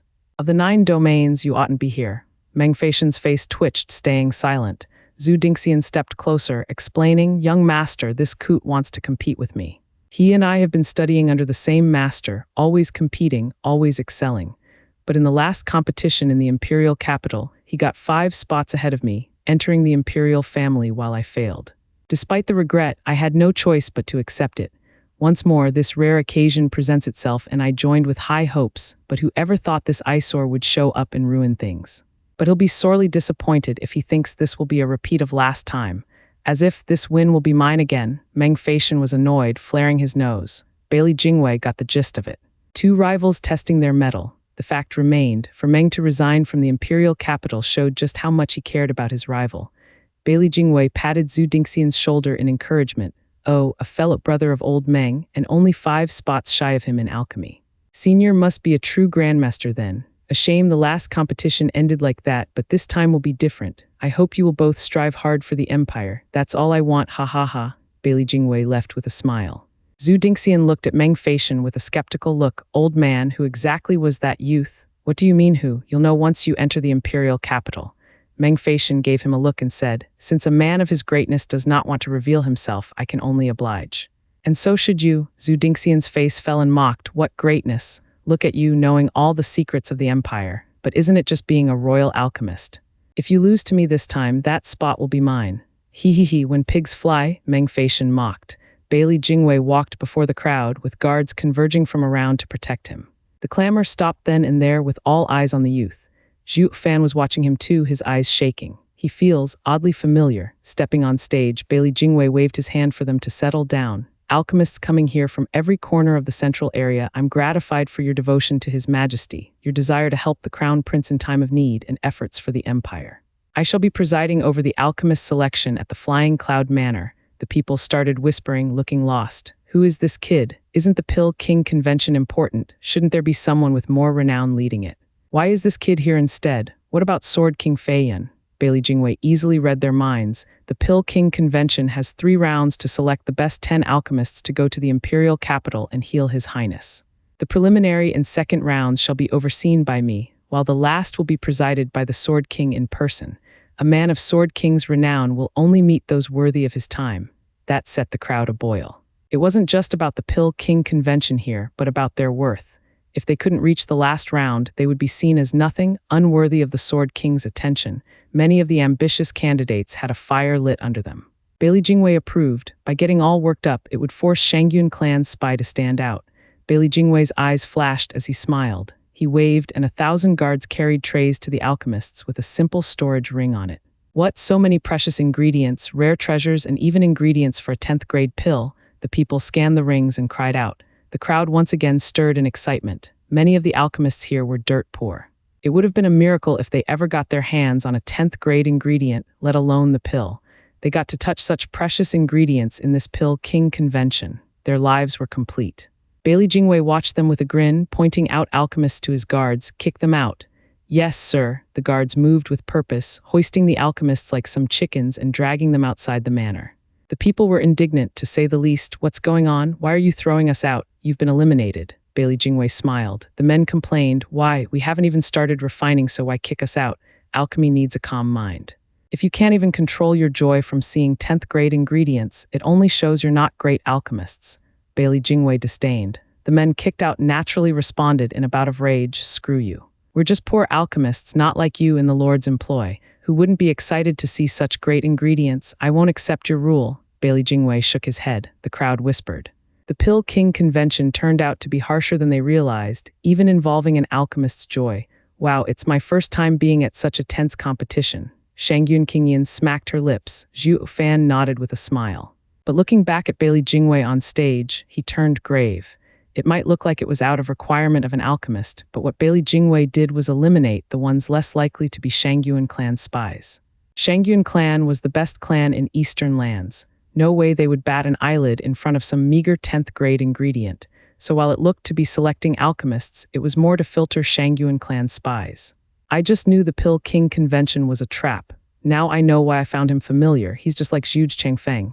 Wearing a crooked smile, Zhuo Fan shook his head. The kid is something all right. Of the 1,000+ candidates, a mere third remained, most of which were seasoned in deception.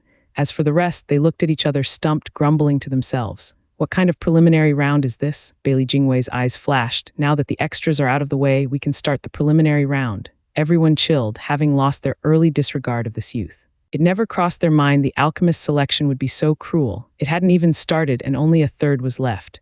The goal of this round is to refine a 7th grade pill. Seeing them so tense, Bailey Jingwei wore a playful smirk. You've received the ingredient, now refine. Everyone was taken aback, with one scrounging up the nerve to open his mouth. Sir, is that all we have to do in the preliminary round? Refine a 7th grade pill. What about speed, quality, or features? The people waited for Bailey Jingwei's answer. With how harsh the alchemist selection started, the preliminaries had to be even crueler. One extra condition at the least. There's no way it's as simple as a 7th grade pill. There are no hidden targets. All you have to do is make a 7th grade pill. Bailey Jingwei had a wide grin on his face. The candidates were still skeptical. Is it that simple? Most of us here can do it. The crowd was tittering from indecision, considering what they were after in the end.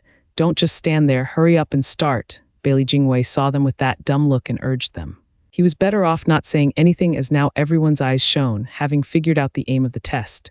Speed, all now wore knowing smiles. They heard him loud and clear, hurry up and start. The candidates ignited their flame and started refining with a smug grin. I'm so smart, getting sir's conditions so fast, ha ha ha. But as everyone raced to the finish, problems cropped up. The flames differed, some were heaven and earth spirit flames, others beast flames, and even the poorest Yuan Qi flames. The most basic flame, that of Yuan Qi, was feeling the pressure of the other two types, so much so it was hard for it to even light up. Curses, this is the worst fear of any alchemist in a competition, getting your flame snuffed out. How am I supposed to refine when it won't even burn? They'd have to wait till the others finished, but with speed being the crux in this round. Dude, while others finish the race, I'm just running in place. That had the group of average alchemists with the most plain flame growing frantic by the second. They looked around with tense faces as the others showed off their precious otherworldly flames and the clear contempt in their eyes. Shangyun Yulin now took out his faint blue flame, releasing its own mighty aura, that of a rare heaven and earth spirit flame. It was what the three venerables had prepared especially for this Pill King convention. With this wonder flame, coupled with his high cultivation and weak of hell, he ought to barely make an 8th grade pill. Grinning, Shangyun Yulin glanced at his precious heaven and earth spirit flame, then looked at the far Zhuo Fan in disdain. He reckoned Zhuo Fan was just a 5th-layer radiant stage nobody, chased out of his homeland. What could he possibly amount to? A Yuan Qi flame tops. With so many promising candidates in the Pill King convention, Yuan Qi flame was like a bug, trampled around by the other ones. What can you do now? The punk must be panicking right about now, crying for his mommy humph. Shangyun Yulin was relishing in his delusion of Zhuo Fan's predicament, but then his eyes glazed over from shock. He wasn't the only one, as many around Zhuo Fan were dumbstruck, who a surge of a scarlet flame, 10 meters high, burned hot as the sun. Zhuo Fan looked at the towering blaze with a flat look. While all around him were bug-eyed, unable to get over their shock, Shangyun Qingyan was even more so. Jigu, your flame. Yuan Qi flame, why? Glancing at her, Zhuo Fan spoke lazily, leaving her dull and the others with twitching faces. Are you bloody kidding here? Shangyun Qingyan gasped. I know that, but why is it the only one unaffected by the many beast flames and heaven and earth spirit flames? Everyone strained their ears to catch every word. Zhuo Fan looked around then said, I have better control. I'm sure you know that flame control is crucial to an alchemist. Bang, something just kept on falling in the background while Shangyun Qingyan merely staggered as she said in disbelief, what alchemist here doesn't have control? But look at their Yuan Qi flame, it's not even out. So how is it that yours is so lively? The candidates had hopeful looks, wishing to know the secret. As alchemists, they all wanted to improve their skills. This is different, Zhuo Fan shook his head, putting on the most grave look he mustered as he ran his mouth and weaved inanity. A fire has spirit, making it so a high-grade fire would suppress a lower one. But people have spirit as well, just of different character from a flames and aren't affected by higher-grade flames. This is where the problem lies. If a flame spirit joins with a human's, would it still be suppressed? The people gaped in shock. They never heard of this theory in their lives. Wasn't fire fire and man man? How could they join? Zhuo Fan smiled. This is where your control lacks. If fire is fire and man is man, how can your control excel? I'm different. I reached that stage where I'm one with the flame. It is an extension of me, going where I want with a thought. I fear no higher grade flame, and my Yuan Qi flame doesn't by relation. This is the pinnacle of flame control. Oh, I see. Brother is a true genius. I'm in awe of your skill and control. Brother is only in the radiant stage, but your skills are a marvel. Brother must have been focused on alchemy so much you forwent cultivation, or you'd be in a much higher stage, brimming with power. I truly admire Brother's perseverance in alchemy. Yes, we thought we knew enough about alchemy and came to the Pill King convention. Now we witnessed Brother's amazing skill. It would be such a shame to fail because of your low cultivation. But from Brother's diligent focus, we're sure that Brother will one day soar. Your name will be known throughout. Hear, hear, ha ha ha. Claps resounded from all around Zhuo Fan. Shangyun Qingyan was looking at him with bright eyes and a wide smile. Only Shangyun Yulin was seething in anger. He never thought Zhuo Fan was so skilled to make a Yuan Qi flame reach such heights. It was the miracle of a true underdog in making others look inadequate. Even he had to admit Zhuo Fan's control was out of this world, crushing the expert's reality. Totally unaware that Zhuo Fan's so-called fancy control didn't exist to begin with, it was a hoax. His Yuan Qi flame stood taller than the rest because of the 3 mighty flames he had. Control had nothing to do with it. Chaos Flame, Decimating Golden Flame, and the dreaded Thunder Flame. These 3 were like emperors housed in one body. While he only let out a Yuan Qi flame, it was backed up by the 3 emperors' aura. So how would the beast flames and heaven and earth spirit flames be so blind as to not bow before true power? It was akin to a 4-year-old girl sucking her lollipop strutting cluelessly through a ghetto, under the greedy eyes of everyone around. But looking closely behind the wee lass, they'd find a 1,000,000-strong army. Who'd be dumb enough to touch her at this point? This wee and frail lass was Zhuo Fan's Yuan Qi flame, while the army was the three mighty flames, growling at the others to stay away. Thugs could scare children, but scare the army behind them, that's a no-no. Though this was one secret only Zhuo Fan was privy to, while others were completely taken in by his guise of faux control. This way Zhuo Fan didn't have to use Azure Flame and scare off all the other flames. When the emperor came, his way was paved, and that would be showing off a tad too much for his liking.